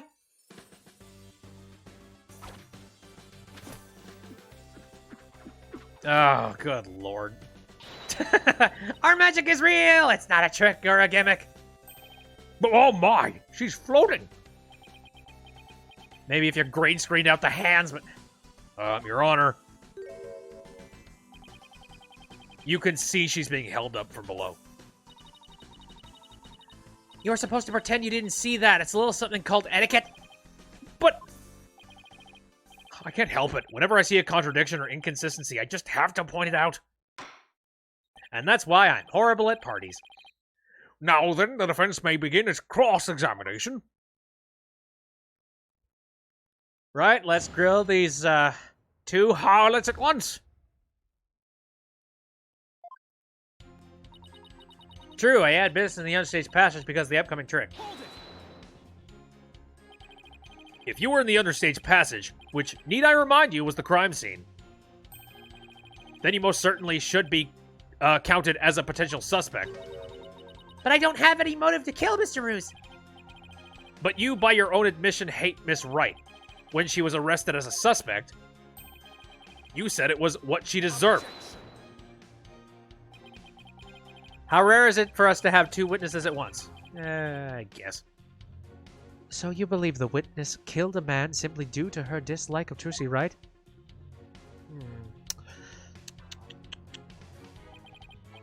As a motive, is that not improbable at best? But what if her hatred caused her to bear a strong sense of malice against my client? Look, Trucy just made me mad, that's all. I mean, even though she's younger than me, she's got so much skill and popularity. And she's cute besides. Ugh, she makes me so mad, I wish I could drop dead. Betty, don't talk like that. Shut your yap. So was it simple jealousy? Say, Betty, that next trek you were getting ready for? It was the fire trick, right? That one Mr. Roos we're supposed to do? Bonnie. We're just trying to get Betty's testimony right now, so... Oh, right. Sorry. You can step down if you like. No, sisters forever. I'm worried about Betty, though. She could lose her temper and say awful things sometimes. Hey, what are you, my mother? Don't forget, I'm the older sister. You got that? Wait, so... Oh, okay, I guess technically you came out first, so technically, you know, you are older, alright. Yes, I got it. I guess I'd worry about Mount Betty constantly blowing her top if I were Bonnie, too. So, Betty, you were down on her stage getting ready for the fire trick, weren't you? That's right. It's a very dangerous trick, so I had to make sure we... I already know what the hell I'm supposed to be doing for this. But just for yucks and giggles. And you were taking every necessary precaution, is that right? Of course, every precaution. After all, it's a very dangerous trick that uses real fire. I mean, we had to be ready in case the curtain caught on fire or something, right? By the time people realized it wasn't a part of the act, it might be too late, huh? If by people you mean Athena Sykes, then yes. Wow, a fire trick. That sounds really impressive. Your beard would go up in smoke, old man. I bet people mistake you for a cue ball or something without it. A cue ball? But Betty, don't be rude to the judge. Betty, you know that fire trick? It was in the script, and I really wanted to see it, but I couldn't because of the accident. Okay, then. I see the fire trick was a part of the script. It seems Mr. Rios was scheduled to perform it later in the show. Did you not get to see him practice it beforehand? Practicing with fire. No, during rehearsal he said he didn't feel well, so he couldn't breathe any fire for me. Wait, let me get this straight. He couldn't breathe fire because he wasn't feeling well? My magical powers appear to be on the wane today. That's what he said. So it was just a part of his usual, the great Mr. Rios shtick? It's really too bad I didn't get to see his trick because of the incident. Which was completely unexpected, of course. Hey! Shut up! You're gonna give it away! Anyway, I was real busy. So what exactly do you mean by you're gonna give it away? See, Bonnie? You and your big mouth! Now Lobster Boy wants to know what we're talking about! Yep, I'm sorry. Lobster Boy. Snap, snap. Yes, well, if you were preparing for the next magic trick, I'm sure you wouldn't have had time to commit murder. Wow, looks like the old geezer isn't senile just yet, yeah? I bet you'll live a good, long life. Oh, you don't know the half of it. I plan to be sitting up here at least another 10 years. 10 more years? I don't know about that. What did we discuss about inner monologues, Athena? I don't have one. Who cares?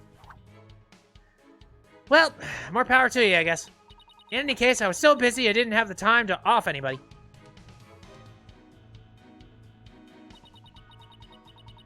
Yeah, way too busy to have chance to kill Mr. Reese. Hold it.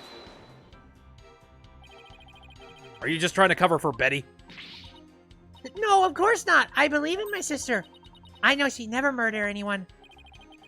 But you think my client would? No, I believe in Trissy too. I know she'd never murder anyone either. Well, we just ran out of suspects in that case. Yes, but... See? You should have just kept your mouth shut, dummy. You're just making a fool of yourself. Just be nice and quiet like a good little bunny. Got it? Alright, I guess I'm no help. Oh, boy. It's impossible to get anything out of Bonnie with Betty right there. So Betty was too busy getting ready for the next trick to have time for murder, huh? There must be some way to prove that wasn't the case. Oh yeah, I already know what the case is. I knew it for a while. Fire trick, right? That's right. Very dangerous trick. So I had to make sure we were prepared for it. Oh, you didn't prepare anything. I don't think you intended for the fire trick to happen. Objection. I hate to break this to you, Betty, but there's a big flaw in your testimony. As big as the one in that floating trick you did earlier. Oh, harsh words. Well, let me tell you something, forehead boy. No one has ever figured out how we do our teleportation trick. No one except me, you mean? Well, we have even better tricks up our sleeves. Huh? We do? I told you to keep it zipped! Now, don't fight, you two. Mr. Justice, what's this about a flaw in the testimony? The script has this to say about the fire trick. This will be dangerous. Make sure the fire bucket is ready. However, we found the fire bucket lying empty backstage except for a layer of dust.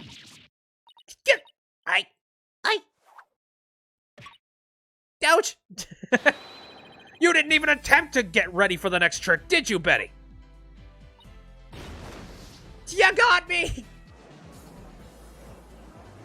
How about that? I didn't have an inkling about that the last time where I'm like, something tells me someone was not going to put out a fire that day. But Betty Defame, you will explain yourself. There's nothing to explain. Come on, Betty. We can't hide it any longer. We might as well tell them. Shut up! You can barely take care of yourself. Don't try and tell me what to do. Well, if neither of you will explain, I guess I'll have to. The reason Betty didn't prepare for the fire trick is because she is afraid of fire. No, because clearly you have to fill that bucket full of fire, right? Knew the show wouldn't go on. Was slacking off. Well, slacking off might be an option, but...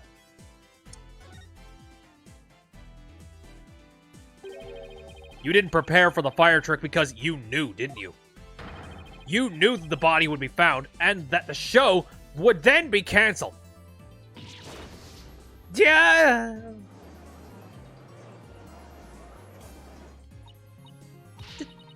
Don't be ridiculous, you insignificant speck of a man. I'm gonna yank those lame bangs of yours off. Is that what you want, huh? Objection. Oh, the stream cut out. Are you... Like, can you see the stream now, though? I can see it on my end. If it's something on your end, try and refresh your browser. I don't know. Like, yeah, it's fine for funny stuff. So, yeah, refresh. Whatever. They can grow back. Now stop stalling and just tell us the truth already. I can't reveal my secrets. I'm a magician. You have been chasing the shadow of an illusory culprit, Defense. And having chanced up a convenient target, you have let yourself get carried away. Oh, what do you have to say about it? Exactly. Where's your proof, huh? And yet, I can see that the witness's taste for false words has also been proven. I advise you to confine your deceitful trickery to your magic act, witness. Deceitful trickery. As your court-appointed therapist, I'd like to add something here, Betty. You finally let yourself be who you really are. But if you continue to hide behind lies, you'll just be imprisoning your heart all over again. But all these questions mean you're trying to put me in prison for retail. I was about to say retail, because retail is a prison. For real, so I'll be behind bars either way. Does that mean you're admitting your guilt? Of course not. I can't believe you people. Every one of you thinks I did something I didn't do. You... Lobster Boy, Cue Ball Geezer, Headcase Brat, Cerberus Mug.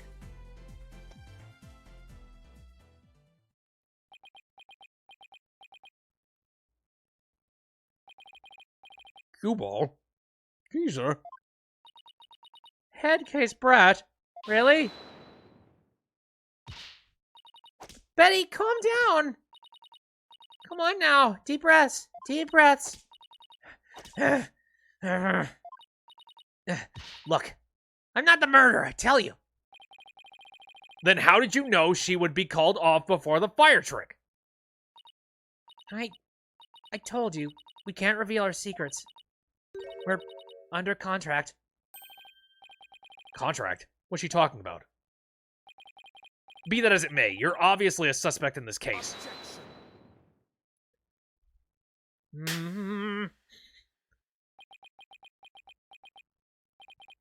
I'm beginning to see the karmic threads that make up the intricate tapestry that is this case. Ah, speaking again. Allow me to summarize your assertion's defense. First, that the victim was killed in the understage passage. And second, that the witness and the accused are the only two who could have done it. Exactly. What's more, Betty knew that the body would be found, and that magic show would then be called off. Therefore, it's reasonable to conclude that Betty killed the victim understage. But what if Betty knew that the show would be called off for some other reason? Like what? In the course of my investigation, I found it strange that the dragon set piece fell when it did. That in conjunction with the body tumbling from the coffin in such a dramatic fashion. All seemed too perfect for mere happenstance.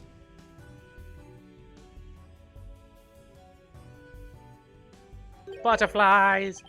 It was as though the entire chain of events had been planned out in advance.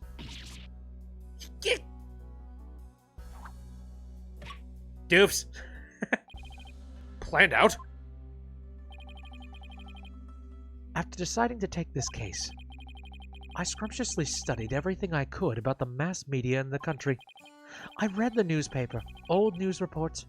I even browsed tabloid magazines. Oh, you're my kind of man. How very industrious of you. I'm impressed. During this process, I learned about a strange practice favored by the TV world. A practice called the hidden camera prank. Betty and Bonnie, you knew about this, did you not? About the dead body appearing, the set pieces falling, the show being suspended. You two were informed of this plan. By Take-Two TV in advance, correct? Yeah, is that true? Betty, please, let's tell them now. I can't hold it in anymore. Mahuda runs a YouTube prank channel when... I think it's confirmed at this point. Dang it! Fine, you got us. Everything the prosecutor said was true. The TV station paid us to cooperate with them on this plan. It was all a prank, a big setup planned out in advance. Mr. Rhea showing up dead in the coffin. The set pieces falling down. It was all completely scripted. But if someone actually is dead... It was all a prank? And then Ashton Kutcher just busts through the door. It's like, you've been punked! You've been punked! Sorry, is that an old reference? Bonnie, is this really true? Yes, Mr. Riaz was supposed to pretend to be dead. That's how it was supposed to go.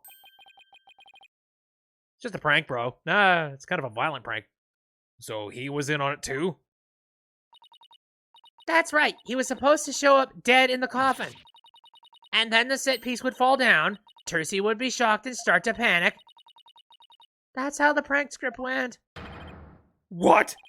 What the heck kind of prank is that? But we never thought he'd actually wind up dead. Yeah, that was the only thing that was different from the script. Poor Mr. Ruse. I'm so completely lost right now. So are all of us. Well, Betty and Bonnie, it certainly sounds like you have some explaining to do. All right. I guess desperate times call for desperate measures. Just this once, we'll share how it was done with you. So listen carefully. You'll never hear this kind of thing anywhere else. Oh, now you have bats. Adorable. After our teleportation trick, I went down under stage. When Mr. Rias' body appeared from the coffin on stage, it was time for Betty to do her job in the understage passage. That's right, I used the remote control for the winches connected to the dragon set piece. And made it fall down. And just before the dragon fell, I called Trucy to the backstage so she wouldn't get hurt. After that, the plan was for Mr. Ruse to come back to life in front of a panicked Trucy. He was supposed to laugh and fly up and away. That was how it was scripted anyway. But for some reason, he really did turn up dead, so he just stayed on the ground. What kind of sick joke is that? That's reality television to the extreme. Funny enough, that feels like something that would actually happen in the YouTube community. Like, you know, a lot more of a YouTube community and less of like, you're on candid camera. Yeah. Sounds like a terribly mean-spirited prank to me. Oh, you people and your YouTube pranks going off and doing illegal things. Who wants to bet the judge has probably been a part of a couple of different YouTube prank trials before? Just being like, well, you did what? You slapped an old lady? Why? The poor defendant was trying to do her magic show. I guess so. I'm sorry, Trucy. Whatever. It was all the rating Roz's idea anyway. I think we need to bring him up here. yeah, sounds like just the kind of thing a guy like him would come up with. This is the prank plan script we got from the ratings, Raja. Ooh, there's some dirty laundry. Dang it, you made us break our contract! Now we won't get paid! But where does this all leave us? Who killed the victim? And when? Yes, exactly. Those are the key questions. If Mr. Rias was only pretending to be dead in the coffin as a part of the prank, then when he was understage, there would still be life within him. And if that's the case, then Betty, who was also understage, may be excluded from our list of suspects.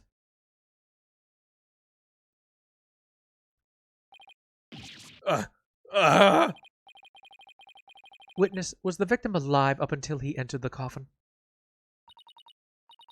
Oh well, now that you spilled the beans, we might as well just show you this video. Video? Greetings, viewers. It is I, the great Mr. Rias. We are currently in the middle of Trucy's escape trick. Having snuck through the understage passage undetected, I am now hiding backstage, preparing to play a little prank on Trucy. I'm about to hide in the coffin, which Trucy will stab with her rubble sword. And when the coffin opens, ho ho! I will be in it, acting as though I've met my maker. Can you imagine the look on Trucy's face then? I can hardly wait. Scumbags, a lot of you. He's about to hide in the coffin?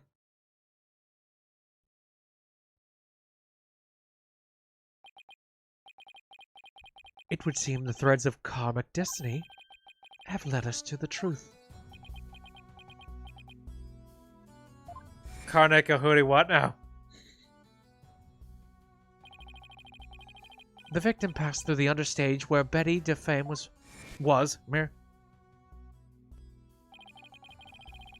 Mr. Rios orders Fortnite burger. Jesus. and came up into the backstage area. We know this because Mr. Rios appeared to be backstage when he shot the video we saw.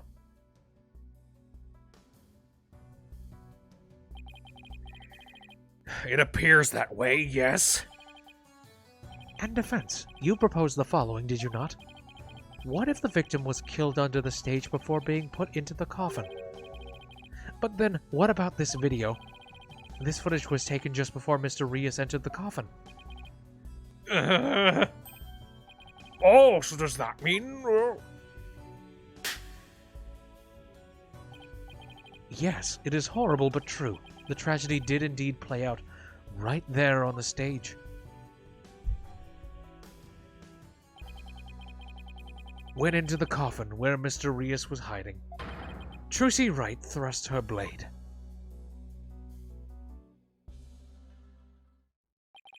Ah! See? I told you so! So are you saying the incident was a tragic accident that happened during a prank?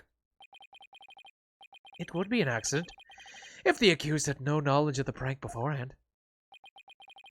So let us ask the accused herself. Miss Wright, did you have prior knowledge of the prank? I would hope not! What? Tell him, Trucy, you didn't know anything about it, right? Of course I didn't! I didn't know a single thing about it! Objection. Well, what proof do you have that she did? Still think you can play innocent, do you? In that case, you leave me little choice but to present this piece of evidence. It looks like some sort of note.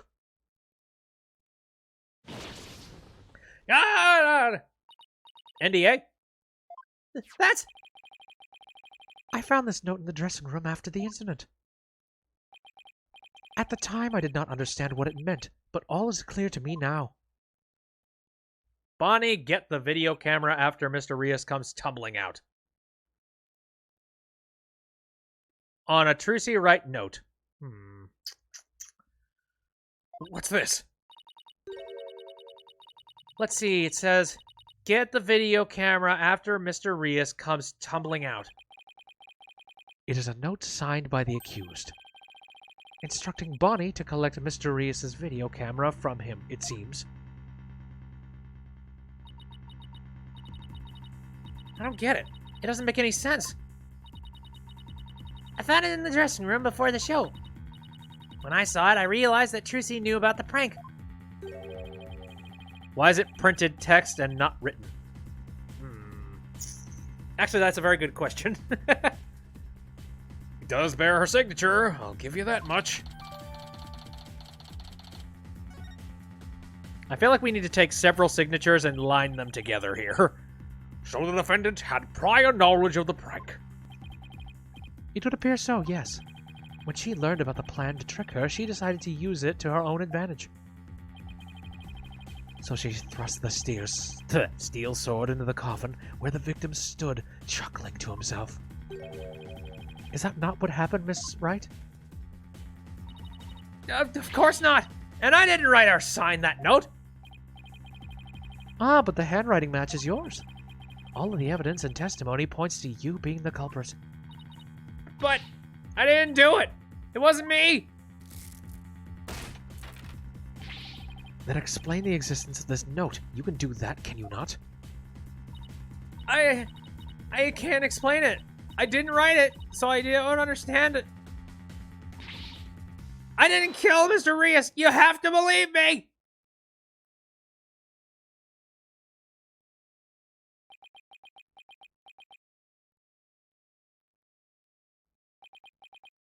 And nobody does. Of course not. Guess that's our job. Athena, hey.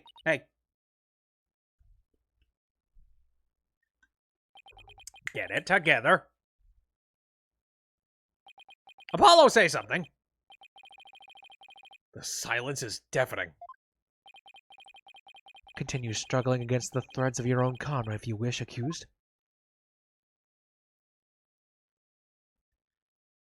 even as you are inescapably caught in the web of fate you've spun for yourself. Kangaroo Court.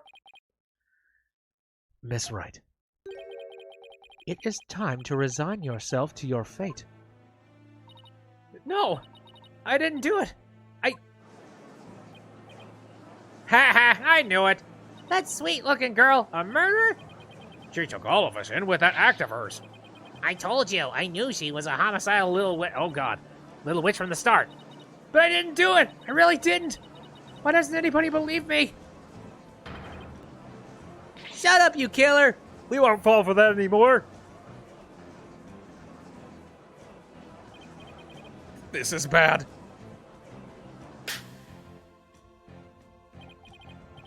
Your Honor, I suggest we put an end to this tragedy now. Give your official ruling and let us offer the victim's soul the last rites it deserves. Very well. I suppose I have no other choice. This court hereby finds the defendant, Trucy Wright. Hello? Oh, yeah, Apollo. You gotta have something to say. The defense has an objection. Apollo! You, even now you would... I won't give up, and I refuse to let either of them down. Mr. Wright, who's counting on me, and Trucy, who put all her faith in me.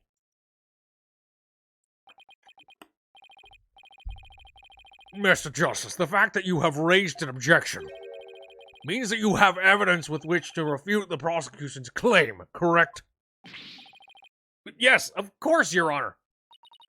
Do we really have anything, Apollo? I don't know! Oh. Whoops. Get out of here. Funny enough, I've never checked out the options menu, have I? Background, sound effects, text skips. There. Actually, we do. There's one piece of evidence we can present here. Very well, Mr. Justice, you may proceed. As we saw in the show footage, there's no question that the defendant thrust a sword into the coffin. The defense doesn't dispute this point. But let us not forget that this was a magic show filled with tricks and illusions. We can't take everything we see at face value. So you're saying some sleight of hand was somehow involved? Yes. The defense contends that the sword the defendant used was not the cause of death. Now, what was it Trucy told me she did just before she thrust the sword into the coffin? Very well. Let us see your evidence then, Mr. Justice. But remember, you interrupted my verdict to make this claim. Oh shit. You will be severely penalized if I find you are bluffing. That's fine, Your Honor. Uh-oh. Shadow fell into a Minecraft lava pit and died. Oh no. This shows that it's possible that the sword Miss Wright used was not the cause of death. Alright. Unfortunately, the show... the first thing I immediately think is, if we were able to see the actual show bits, we would be able to see, the problem is, the sword is conveniently out of frame the entire freaking time. Bad cameraman on their part. You didn't have much on you but 14 levels. Yeah. 14 levels is still kind of sucks, though. I haven't been in the... By the way, I should mention, I haven't been in the server as of late because I've been extremely busy doing upload stuff, and the last thing I want to do is try and be on the server while I have, my up... my up speed is entirely taken up by YouTube upload, so I can't really be on. I wanted to, though. Speaking of which, I should mention, I think if everything goes right, we're going to have pretty much an entire month of every weekday having an upload onto the channel. So, I don't know. Look forward to that. Okay. So, prank plan script. Let me see if there's anything special in this. Mr. Rios' body will appear in the supposed empty coffin. Cause ruckus after capturing a bit of truth reaction on the film. Laughing. Doesn't look like there's anything to that. Get the security camera. Blood. Okay, his blood is on the murder weapon. Cool. Shock as the result of being stabbed to the back with a sharp blade. The victim's real name. All right then. Disc was recording a Trucy's escape trick on it. Okay. Again, the sad part is that if you take a look at this,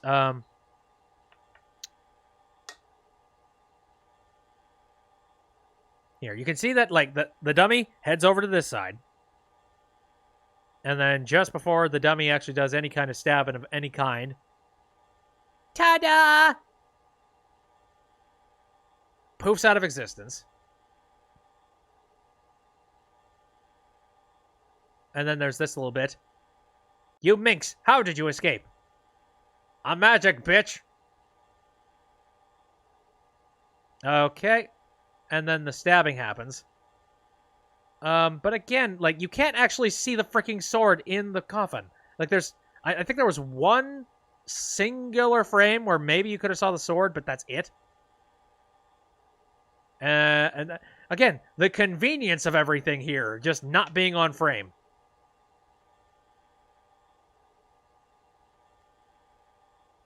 And then the thing falls down. So, yeah, I don't think I can use this. I'm magic, bitch, Trucy Wright. Exactly. So, here's the sword stand. Contains the rubber sword Trucy says she swapped in for the trick. I mean, I guess... technically speaking, we could say that the rubber sword exists, but I don't know how that would be proof, though. Tried to go into the nether again with just food, immediately fell into lava again and died. Oh, well. Trucy moved the stage lifts to cover... Okay, nothing about that. The contract would have nothing involved with this. And then there's fingerprints, but was there fingerprints on... I suppose that wouldn't even matter because she was wearing gloves. Here's the crime photo, I suppose. It's possible that the sword Miss Wright used was not the cause of death. I guess one of the only things I could think is that the stabbing happened on the back and not the side, but we already discussed that he might have been twisting in the coffin a little earlier, so that doesn't help much.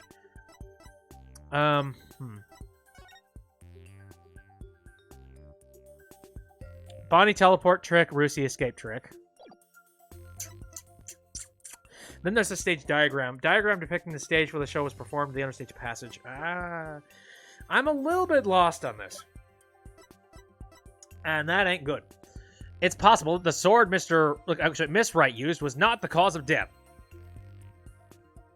So, I have to guess it has to have something to do with these swords. Was this a sword from the show? Yes! That's right, Your Honor. This rubber sword was in the sword stand understage. During the trick, Miss Wright was supposed to swap the real sword for a rubber sword. And she told us on record that she remembers very clearly that she did. I see. So the sword the defendant thrust into the coffin was a rubble sword. Barney Rubble sword. Was it? But then why was a steel sword found lying on the stage? Somebody must have put the steel sword there by swapping it with the rubber one.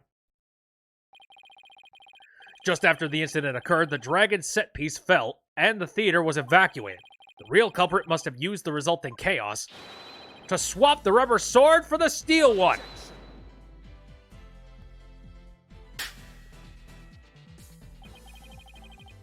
Do you not know when to give up, stink bug?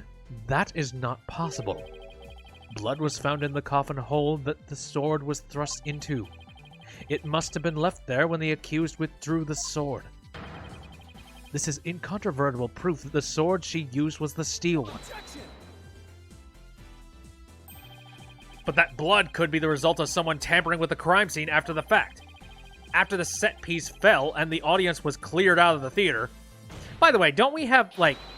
there was plenty of time for somebody to plant the blood there. And in that case, don't you think forensics would have been like, this blood splatter is weird? Apparently not in this universe.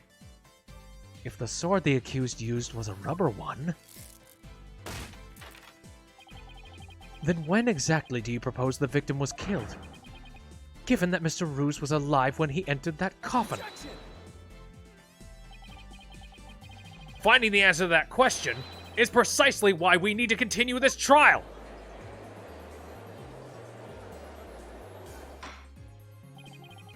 let me express my opinion.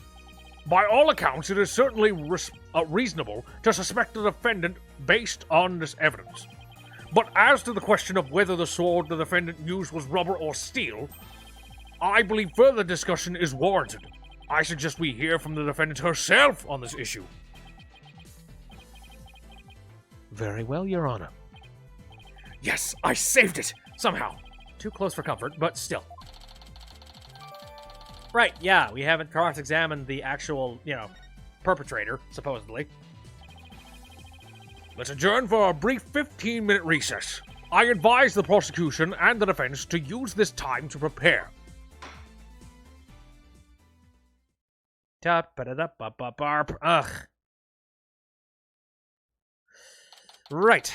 Well, it's a little bit late in the night, and I feel like this is actually a fairly nice time for me to make my own little break. I have this strange suspicion. We haven't even seen the true perpetrator yet, which I think we already know who it is. I feel like there's quite a bit of a court case left, so I think I'm going to leave it off for tonight here in the lobby. It's been a while since I've done that, but I've noticed that a lot of the cases for this Ace Attorney Spirit of Justice, they drag on. Good lord. And I need to get some food. So I think I'm going to call this for tonight. But hey, I did a heck of a good job. Like, I didn't get any kind of penalties, despite the fact that I lined up for so many of them. Okay, then. Well, again, I'm going to head off. So, thanks everybody who jumped into the stream to watch me do the stream stuff. I appreciate it a lot. If you want to take a look at this episode after it's done, like I said, the uploads, they are beginning to roll out. So, at some point, not soon, but eventually, you will be able to see this VOD on there. But, again, I'm releasing VODs daily for, every single weekday for the next week. Actually, no, for the next, month. I was sick, okay? Get off my back. Which, by the way, again, I'm off those medications and I'm feeling a heck of a lot better. I actually feel awake. It's amazing. So yeah, it'll be out at some point. I stream on Saturdays, Sundays, and Wednesdays, all of them starting at around 7 o'clock p.m. Central Standard Time. What do I want to do tomorrow? That is a good question. I got a lot of stuff. Jesus, I've got so many games to line up for. There are people that have been begging me left and right to play another round of Smash. Maybe I should do that. I do have everything set up to be able to do so. So, hey, maybe tomorrow would be a good time to do a little bit more Smash. So if you are interested or want to jump in, I guess I could give that a shot. I mean, it's been a while since I've done Smash. It's been a while since I've done a lot of stuff, come to think of it. And then on Wednesday, I'm thinking I'm going to dive back into Slime Rancher because I need to take a look at Victor's DLC. So that's definitely going to be happening. And then Phoenix Wright is going to be happening next Saturday. So, hurrah. So that's about as far as I've made plans for this stream stuff. So, again, I'm going to head off here. Again, thanks for coming out. See you next time.